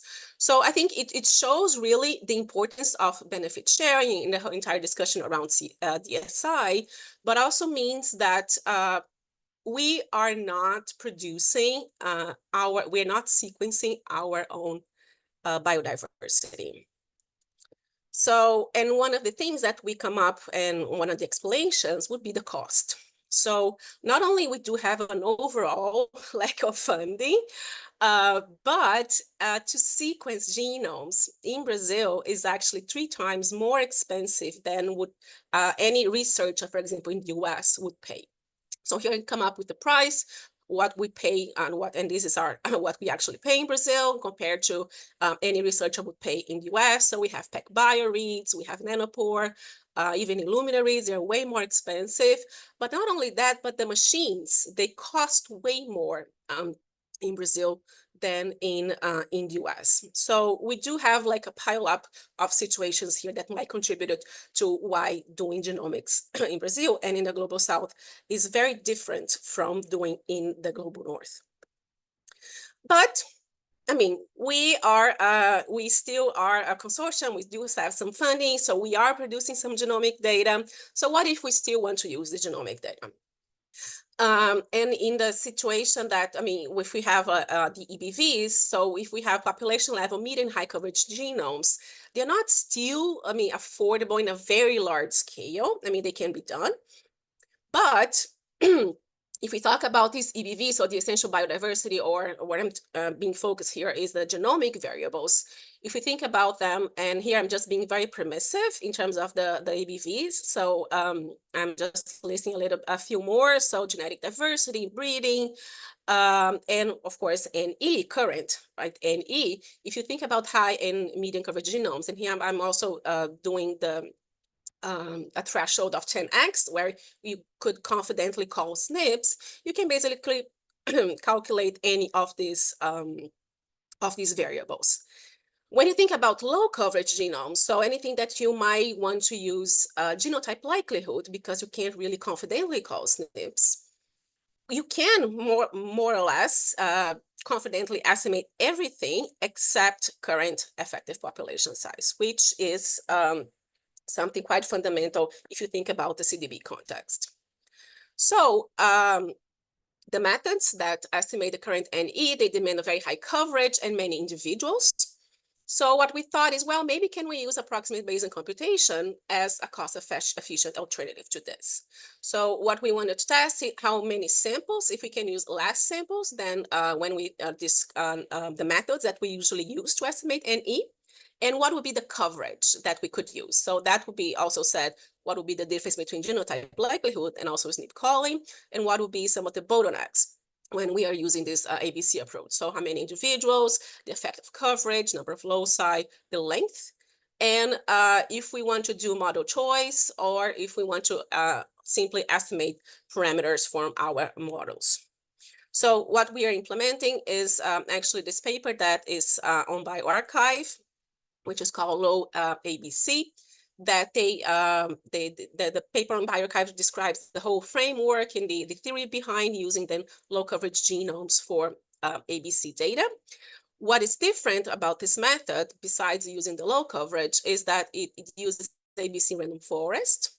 And instead of using our classic approach of statistics, of summary statistics, it actually uses FDSS, so the frequency distribution of segregating sites, that allows us to estimate to do ABC with whole genomes, and it's not as computationally intensive as using summary statistics. So testing then a framework, what we did was to simulate 3 models. So we use a constant, bottleneck, and exponential growth.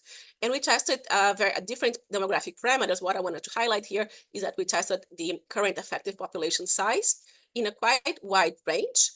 But what we are looking is we were mostly interested in very small NE.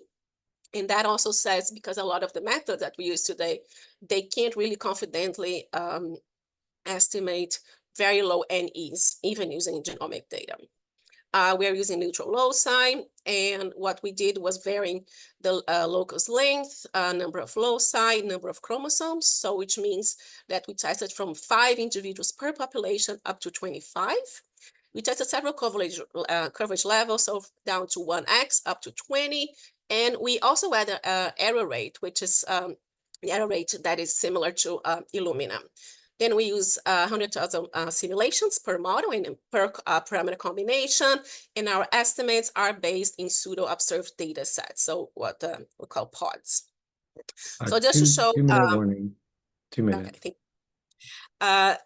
some of our results. So can we actually estimate confidently the NE? And here, I'm showing, just for the sake of time, I'm going to show for 2 models. So this is the constant one, and it's all based on the relative bias. And what we see is that, yes, and here each graph represents the variation in terms of chromosomes, the number of individual and loci, and here in the Y, we vary in terms of length and also coverage. So in general, what we see is that the number, our bias, it's going to change related to the number of loci and the chromosomes. But when we look at actually the coverage, it really doesn't change even down to 1x compared to the 20. And this is more all the graphs. So if you have long loci and enough number of chromosomes for the constant model, or 9 individuals per population, you can confidently estimate even using 1x genomes. When we saw also with the bottleneck, which we got really excited about it, is that a lot of our species that we are studying, they have very low population sizes, but also they have a history of a very recent bottleneck. So when we do that, and even with 10 individuals and a fair number of loci, we can still confidently estimate NE, current NE, even down to 1x. So coverage is not really something that it is a problem here, or it is something that is hampering our estimate of NEs. So I'm not showing the estimate for the exponential model, but it is very similar to this one. And I'm also not showing here, just for the sake of time, our tests on the estimation on model comparison. But what we see is that also when you don't know the previous history, the demographic history, that you can really apply a specific model and can simulate a specific model, and you do need to do the model testing first.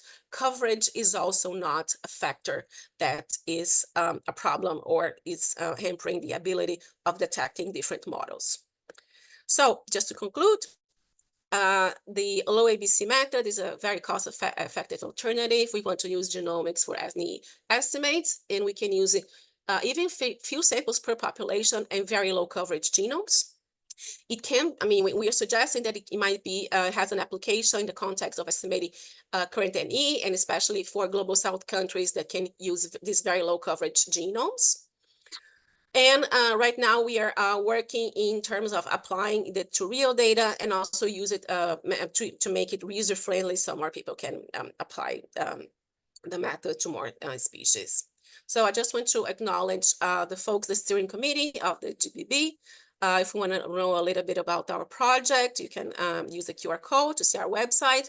And my 2 wonderful collaborators, so Silvia Girotto and Maria Teresa Vizzeri from the University of Ferrara.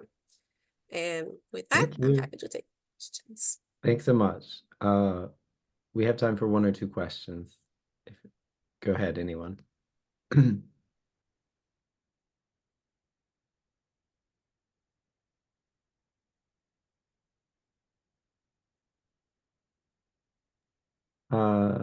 Debbie, go ahead.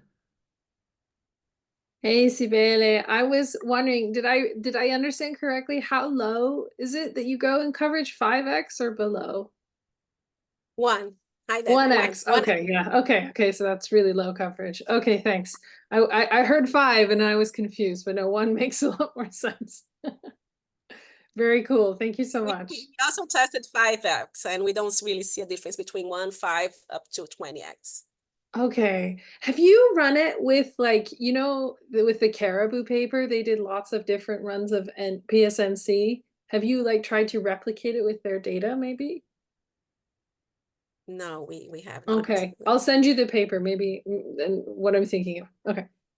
Thank you. Yeah. Thanks, Debbie. Anyone else?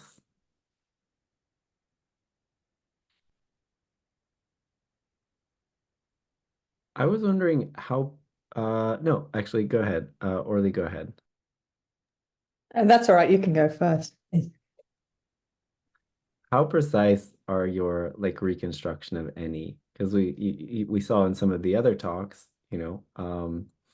about how, actually talking about some numbers, but if we were to ultimately incorporate this kind of thing into red list assessments or the threat assessments, precision is important. So like how, yeah, if you could talk about kind of precision of estimates, that would be great. So for what we have estimated so far, it is what we consider fairly precise, but it's only like a point estimate. So it doesn't have, just a current point estimate instead of like a dynamic, instead of like a PSMC or something, Okay. or a go. Okay, thanks. Orly, go ahead. Thanks. Really interesting. I wonder if you can say something about the interactions between coverage, number of, sort of proportion of the genome that's been sequenced, and the number of individuals. Sure, yeah. So what we saw is that, as expected, the more data that you have, in terms of like loci, the better are the estimates. So we don't really see a change in terms of coverage, but we do see that more loci and longer loci, so the more, percentage of the genome you actually cover, you have better estimates. And just wondering if there is an interaction there also with number of individuals that you have. So whether you have a larger sample size in terms of individual, does that cover perhaps some of the problems with low coverage or low coverage over the genome? Sure, yeah.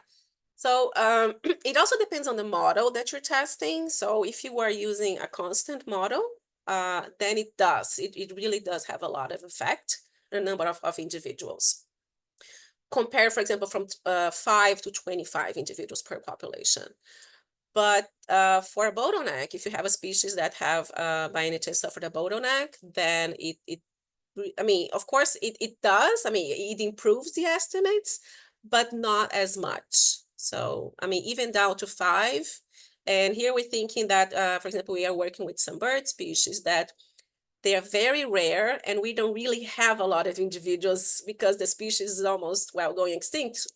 So, we can't really use a lot of other methods that require many individuals. So for our, in this case, then even down to 5 individuals, you could do that. Thanks, Orly. Thanks, Sibelle. So now we have the next 10 or so minutes. We can do what I'd like to see is if there are any questions kind of across the speakers, any questions you have on like bigger ideas that you might see across several speakers, or if anyone wants to ask anything of speakers that they didn't get to ask earlier. And then after that, in the last 15 minutes of our symposium, we'll do I'd love to hear suggestions about how to build on any of these projects and ideas for larger scope projects in the working group, or just ways that the working group could go. Earlier, you saw Maggie's presentation at the beginning of things we've done in the past, so we could brainstorm on that. But for now, any further questions, especially across speakers or people you didn't get to ask questions of earlier?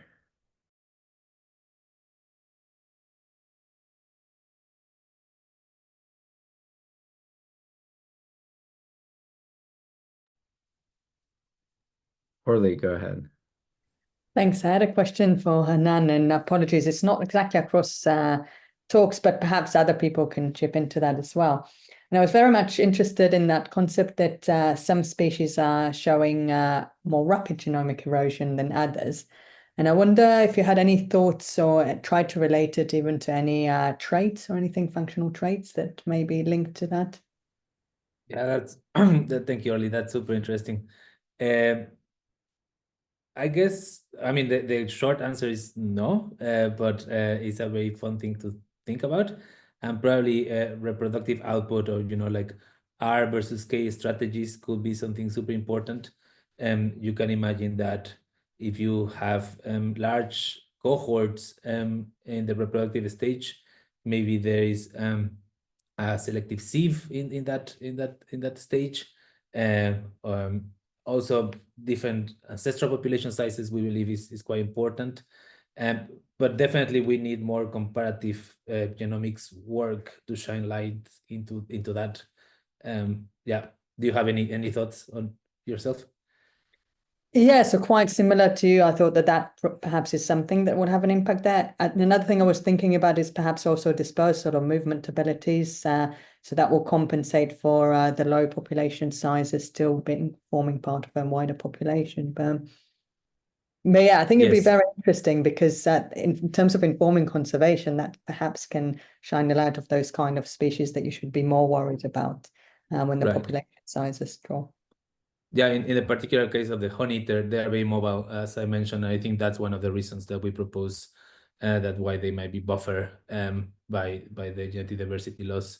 And we also don't see private alleles from the extinct local populations, right? Because probably they were there was a large standing variation across the entire range. Thanks. Maggie, go ahead. Sorry, my computer's a little slow. All right, thank you. All of those presentations were really incredible, how far we've come. And my question, I could put it in the chat a bit, but I think it does apply to everyone. And speaking with some of the members of the Red List Steering Committee, there are a number of ways to incorporate genetics into the current Red List structure, which is what they're currently advising us to do. And one of those is including genetic information in species modeling. And so I'm curious if anyone, in these presentations has tried or has any ideas if they've tried to do this in the actual Red List status assessments or just on their own to see if it affects how the species might score out for the threat status. Does that make sense? Just to clarify, are you referring to criterion E on the Red List where you can do quantitative prediction of extinction risk? Yes, yes. Okay. And so just curious, and also I think criterion A also looks at number of mature individuals. So potentially it could be incorporated there, I believe. So just curious if anyone, if maybe not this group, but if anyone knows of people actually looking at this and being able to better quantify it, I think that would be really helpful in these conversations.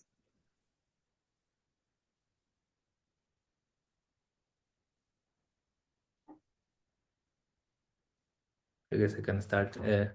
I'm not aware of any examples, and I don't want to put you in the spot, Orly, but I really like your paper about using adaptive variation to then inform species distribution modeling. So I'm curious about your thoughts on this, like if we should be thinking about incorporating landscape genomics into species distribution modeling and then better delineate units to then better get to which units are getting too small and or too locally adapted. Or yeah, thanks, Hernán. Yes, of course, that's something that I'm very much interested in trying to improve our assessments.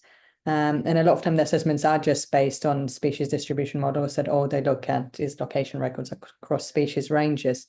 So when we used it in the past, we used it to first use the genomic data to identify local adaptations and then divide the individuals into those that are associated with warmer and drier versus colder and wetter conditions, and then modeled separately for these two groups.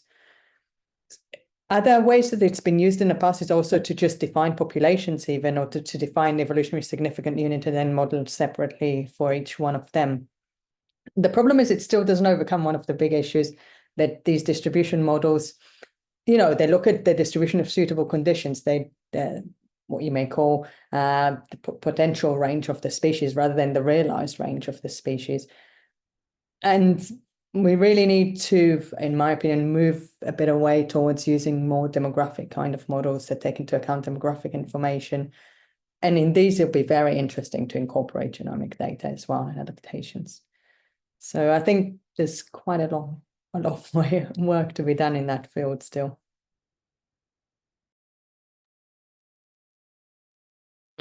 Thanks, Orly. If I could build on Maggie's question just a little bit, I'm very interested to know how many scientists are actually engaging with the conservation process. Could we see a rate show? Just raise your hand using the raise hand option if anyone has been a part of a red list workshop where these actual numbers and threats are translated into a final red list assessment, or either a red list or like a national endangered species list, or some other workshop where you have translated this information into practice. Okay, we've got 5. So that was 5 out of about 40 or so. I think that's not bad, but I think it does point to a need for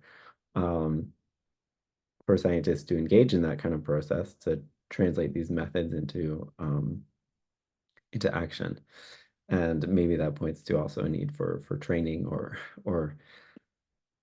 how does one get involved in these kinds of things, as well as, of course, where do we find the time to do it?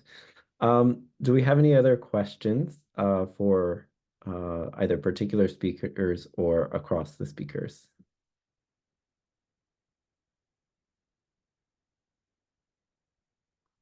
Yuta, go ahead.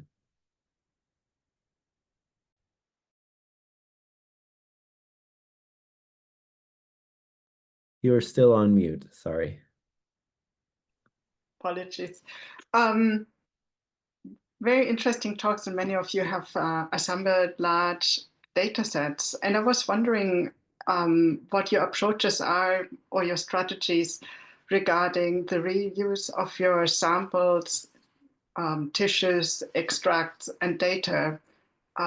So how are you approaching this? Because likely in the near future, new methods will come up and people will add new specimens, so larger samples like data sets can be analyzed. So I was wondering if you have strategies for that. Thanks. Thanks, Yuta. I think a couple of speakers could answer that. Basically anyone who's running a lab where they have to deal with this question. Whoever wants to go first, go ahead.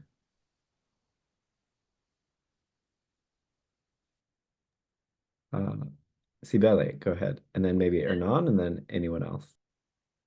So for us, yes, absolutely, Yuta. And I think we're thinking about this if we have DNA that is not extremely high quality or samples that are not extremely high quality, I think we're trying to build a biobank. So at least to keep a little bit of the sample that we are sequencing. But I think at least for the reference genomes, we also keep a voucher either of like a sample that, I mean, we can maybe do with something else in the future too. But absolutely, I think we agree. We have to think about also biobanks as DNA biobanks too. Thank you. Yeah, thank you, Yuta, for the question. I think that's a very important thing to consider carefully. For the museum samples, what we do is that if the museum requests sending back the material, we send back both the DNA extraction and the library, so they can keep it on their end. But I really agree with the biobank point that Sibelle is making, and especially that we should biobank before the species decline, right? Not only biobank post-bottleneck endangered species. So yeah.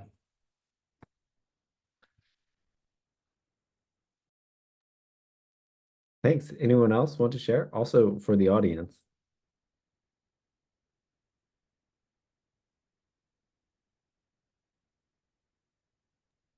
Sorry, I just shared a link to the cryobank or cryoarc initiative.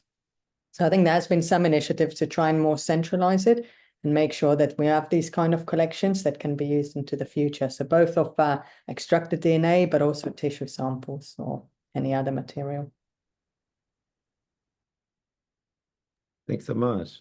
Do we have any last question for the speakers, and then maybe a few minutes of discussion? Sean, there's a few questions in the chat that have been sort of coming along. Yeah, I think we had one or two for Hernán. From Anya Westrom asked, thanks for the nice talk. I think I missed the part about the simulations, making a projection into the future. What assumptions did you make about the future demographic development? Yeah, I quickly answer Anya in the chat. For this, we just assume that the population stay in the same NE as the bottleneck. But just to add to that, for other species that we know they have had a demographic recovery, we have simulated that, and we see this effect of like, despite demographic recovery, they continue to lose genetic diversity because of the genetic drift debt. Yeah. Great, thanks, Hernán. So for the final few minutes, I'd love to hear either from our speakers or from anyone in the audience, any reflections on kind of where the genetic composition working group has been in the past. We heard about the EBVs and indicators and some of our engagement with policy. Does anyone have ideas about what we should focus on for the future? What have we not done that's important, or what have we done that needs improvement? We know the indicators themselves need improvement, and we know there are areas, as noted by several speakers, for engagement with the red list, but I'd love to hear any specific ideas for the future of the working group. So just raise your hand and we'll go through different people who might have a comment. So we'll go, looks like Cristiano has their hand, and then Debbie has a comment in the chat. Cristiano, go ahead. Yes, just a very brief comment. It looks like there are several tools under development from different networks, but they are more or less addressing the same issues, and we know that these issues are relevant for making the genetic diversity measurement on one side and monitoring on the other side as easy as possible. So I'm wondering whether the IUCN and GeoBon might be better linked together in order to not to duplicate efforts, and at the same time to build something even more powerful. We've learned that many tools have been under development in the Banana Box tool, which I think is pretty much in advance. So my question here is whether or not we might want to harmonize our different efforts, and also, for instance, also in terms of scientific side, also to try to make a clear statement about the need to report on species level of threat, using also genetic diversity as a major component.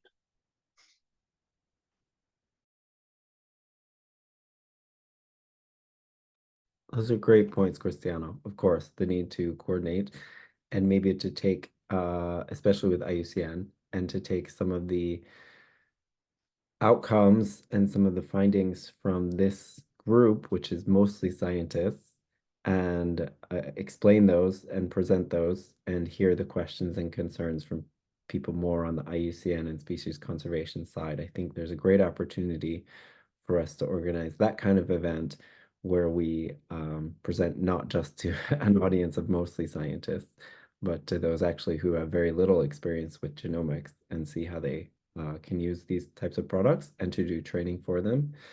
And at the same time also, yes, like you said, to do further outreach to those doing IUCN assessments about just what are the genetic concerns and tools available. So thanks for that. I think that that's a great opportunity.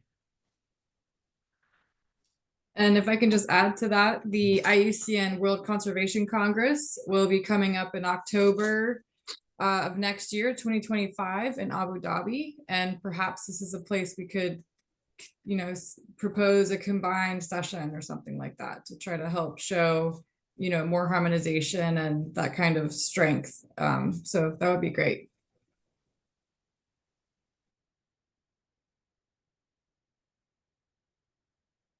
Thanks. Debbie, do you want to make your comment? It feels a little off topic, but maybe also not. So I think maybe harking on to what Christiana was saying, one thing that we do have is a lot of knowledge, and I think one thing that we could work on is capacity building initiatives or training resources in the way that IRGA has recently done. But I do also like Maggie's point about the conference in Abu Dhabi. So maybe if people just keep their eyes open for when the sessions are advertised, because I don't think that's open yet. Yeah, it's not been open that I know. They have opened for motions, I believe, but it's coming along. And so I think it'd be great if people are proposing sessions, it might be really nice to sort of coordinate to make sure that we're covering a broad swath of topics and strategically try to make sure that we're hitting critical topics for the IUCN members and also the general public that will be there. So I think that's a really great idea. Thanks. Let's hear, maybe we could hear from Andrew, because I know he didn't get to ask a question earlier, and Orly's asked a few. And then Orly, I think we'll have time, but maybe Andrew, if you want to go first. Well, great, thank you. I mean, so like I said earlier, I'm new to the group, and so I just did my general skim of, the work that's been done in the past. And my idea largely stems from Walter's talk, because there's now this emphasis of getting, temporal data sets to kind of quantify biodiversity and genetic diversity loss. And so I'm curious about initiatives to not only engage with like stakeholders and agencies, but just the general public to conduct more community science efforts in sample acquisition, especially as technology improves to get DNA out of shed bones, feathers, hair snares for, elusive animals, and how that might improve our ability to get more robust temporal data sets. Absolutely. I'm not sure if Walter is still on or wants to speak on that. I can speak very briefly from my experience at a botanic garden. We're very encouraging of more citizen science involvement in collecting samples. Absolutely. And it's really exciting the more diversity you can get samples out of, including like old pieces of wood that you can find in old buildings, for example. But we're also seeing some initiatives. I'll just mention two in North America: Tree Snap, which is for people to try to help find genetically resistant trees for diseases. So that's Tree Snap. It's an app designed for the public. There's also something called Cartographer Tree and Cartographer Plant, and I'll put those in the chat, where trying to make those data sets available to others. Also there's a group called Adventure Scientists, and they are kind of like a group that is there to help you design a citizen science project to involve people in collecting genomic quality samples. So I'll put all those names in the chat. But if anyone else has thoughts about especially involving more citizen scientists, go ahead.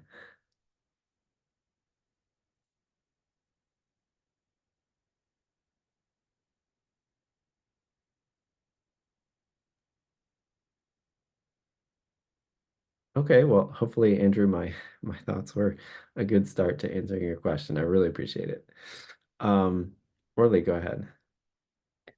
Just very briefly, I think, and it's something that I picked up after Sibelle's talk, that what we, in a way, is missing is these kind of standards and best practices for how to calculate the EBVs to make sure that what people are calculating can be actually comparable. So perhaps that's something, I don't know if people are already working on that, but that might be something for this group to be working on.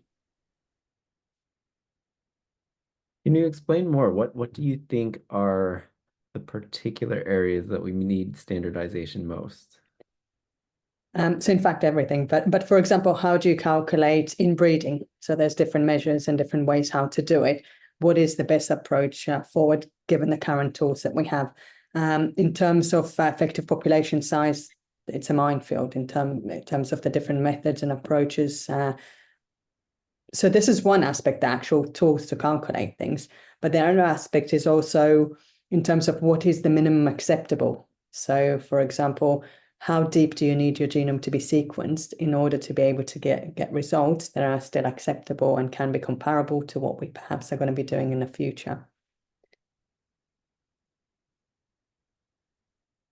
I would love to know if people know of such efforts trying to develop such standards. Thanks, Orly. Hernán raised his hand, but other people, if you know of such efforts, go ahead and raise your hand and you can speak next. Thanks. Yeah, I agree, and I think Debbie mentioned it before.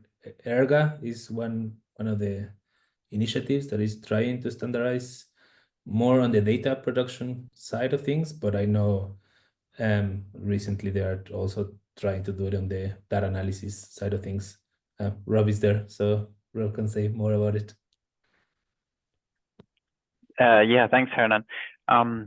Yeah, so we come from a history of focusing on high quality standards for reference genome generation and reference genome annotation, and basically we've seen how important that is to get everyone speaking the same language to agree on what is the the basic requirement for your high quality, and then suddenly confusion disappears and everyone's on the same page and they're heading in the same direction.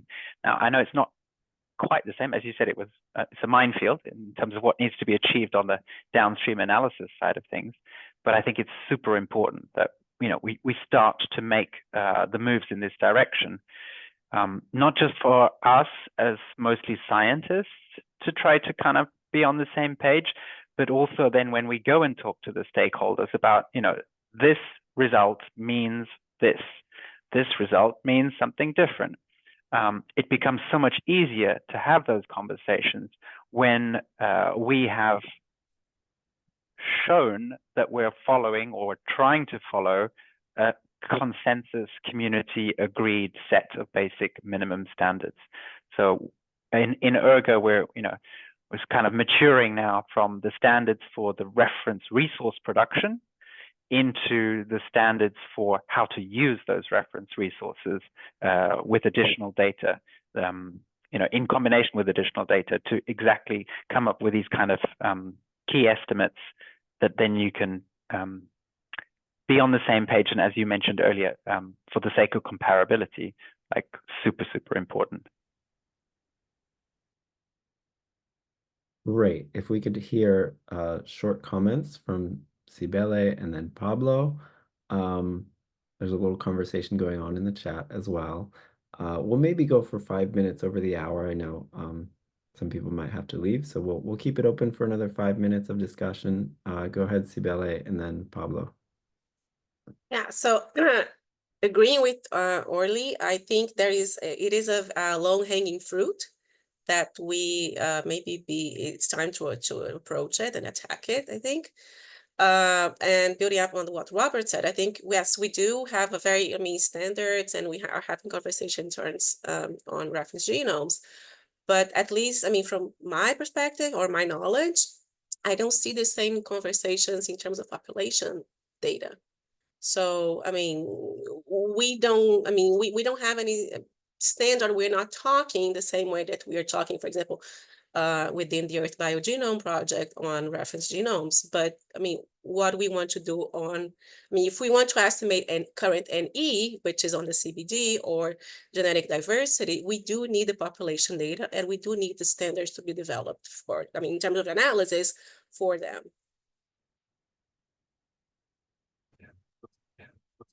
Thanks. Go ahead, Pablo.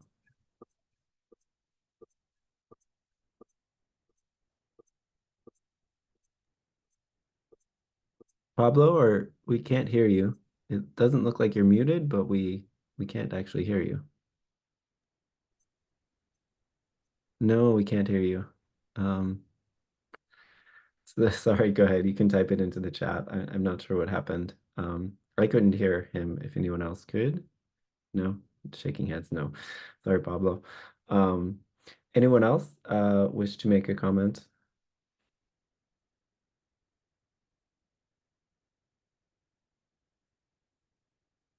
Okay, we're also seeing some discussion in the chat. I don't know if Peter, if you're on or able to speak, if you want to say anything out loud about the IUCN green list. Pete, yeah, thanks. I'm not a geneticist, I'm more of a conservation ecologist, so excuse me if I'm not up to speed with these things, but the green list or the green listing provides a nice mechanism for recovering populations. And it's all about restoring distributions and population sizes and so on. But there doesn't appear to be any genetic criteria that are incorporated into them, as far as I know, unlike the red listing, which so one could almost turn it on its head and say, can the red listing genetic criteria be used in the green listing process in the process of recovering a population? And I think as a conservation practitioner, it's always difficult to monitor or isolate what we should be monitoring in terms of genetics, in terms of population recovering. And yeah, just the standardization of those for reporting is critically important for us.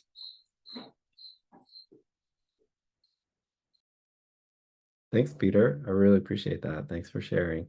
We'll do one more comment or question from Elika, and I'll just remind that we can continue the conversation. I think there's already a thread on Discourse about the symposium. So further questions you can ask there. You can tag people. You can post specific questions, and we might try to start a few threads continuing some of these conversations. Elika, go ahead. Super interesting talks and discussions. I'm kind of going on to what we spoke about earlier about the standards and best practices for both developing the EBVs as well as interpreting them for actual practices. And I think that's definitely something that would be great to kind of develop that more. But I also think we shouldn't get too stuck in the best practices because the EBVs are developed to be able to use non-genetic data, right? So we can still make some sort of assessment. So maybe also thinking in terms of maybe we can also give a grade to the confidence of our estimates or somehow so we can still evaluate different types of estimates and like, okay, if this one is the best we got right now and this is grade 3 and we want to reach grade 2 or 1, but somehow so we don't get stuck in like, oh, we can't say anything because we don't have whole genome sequencing. I think this is also would be a really great thing to also kind of consider when we talk about best practices and standardizations. Thanks, Elika. I completely agree. I think about that a lot. It's the level of confidence that we have. And it is something that is sometimes overlooked when a paper is published and the news says, oh, there's been a 10% decline or something, and it doesn't say like, well, the confidence intervals are between what. And the same, I think the same goes, that this is very closely related to Julia's talk about the ESUs. And Julia proposed that there would be like we're quite confident, and then these are maybe probable ESUs. So I think that is another way of showing confidence in our conclusions. I really appreciate that. If anyone wants to comment or build on that, Isabel, you've got your hand, but if anyone else wants to make a final comment on that, and then we'll close. Go ahead, Isabel. Thank you, Sean. I was going to ask because I don't know all the members from the working group. And I guess my question is connected to how some of the tools that have been developed within the working group have been or can be applied to microorganisms. Because, and I briefly mentioned this to Maggie when we met a couple of weeks ago, for some microorganisms, some of these tools can be a bit tricky. So we have species that reproduce sexually, but also asexually. And it's hard sometimes to define what is one individual. So when we think about calculating population sizes, and some of these questions are very, very tricky. We have started some of these conversations within our specialist group, but I would like to ask if within this working group there is critical mass on these questions, if there is other colleagues working with microorganisms, and if we could somehow start some conversations on how we can try to develop some of these EBVs or apply some of these EBVs to microorganisms. In particular, I work with fungi, but it can be, I guess, useful for other colleagues also working with microorganisms. Anyone here working on microorganisms, including fungi? Oh, all by myself. I know Roberta Gargulio at Geue is very interested in fungi, and she's done some nice work on effective population size. Well, at some stage, I guess, if there would be some context, I would be happy to chat with them or to interact with them or to, yeah, I'm open to that. Thank you, Sean. Thanks a lot, everyone.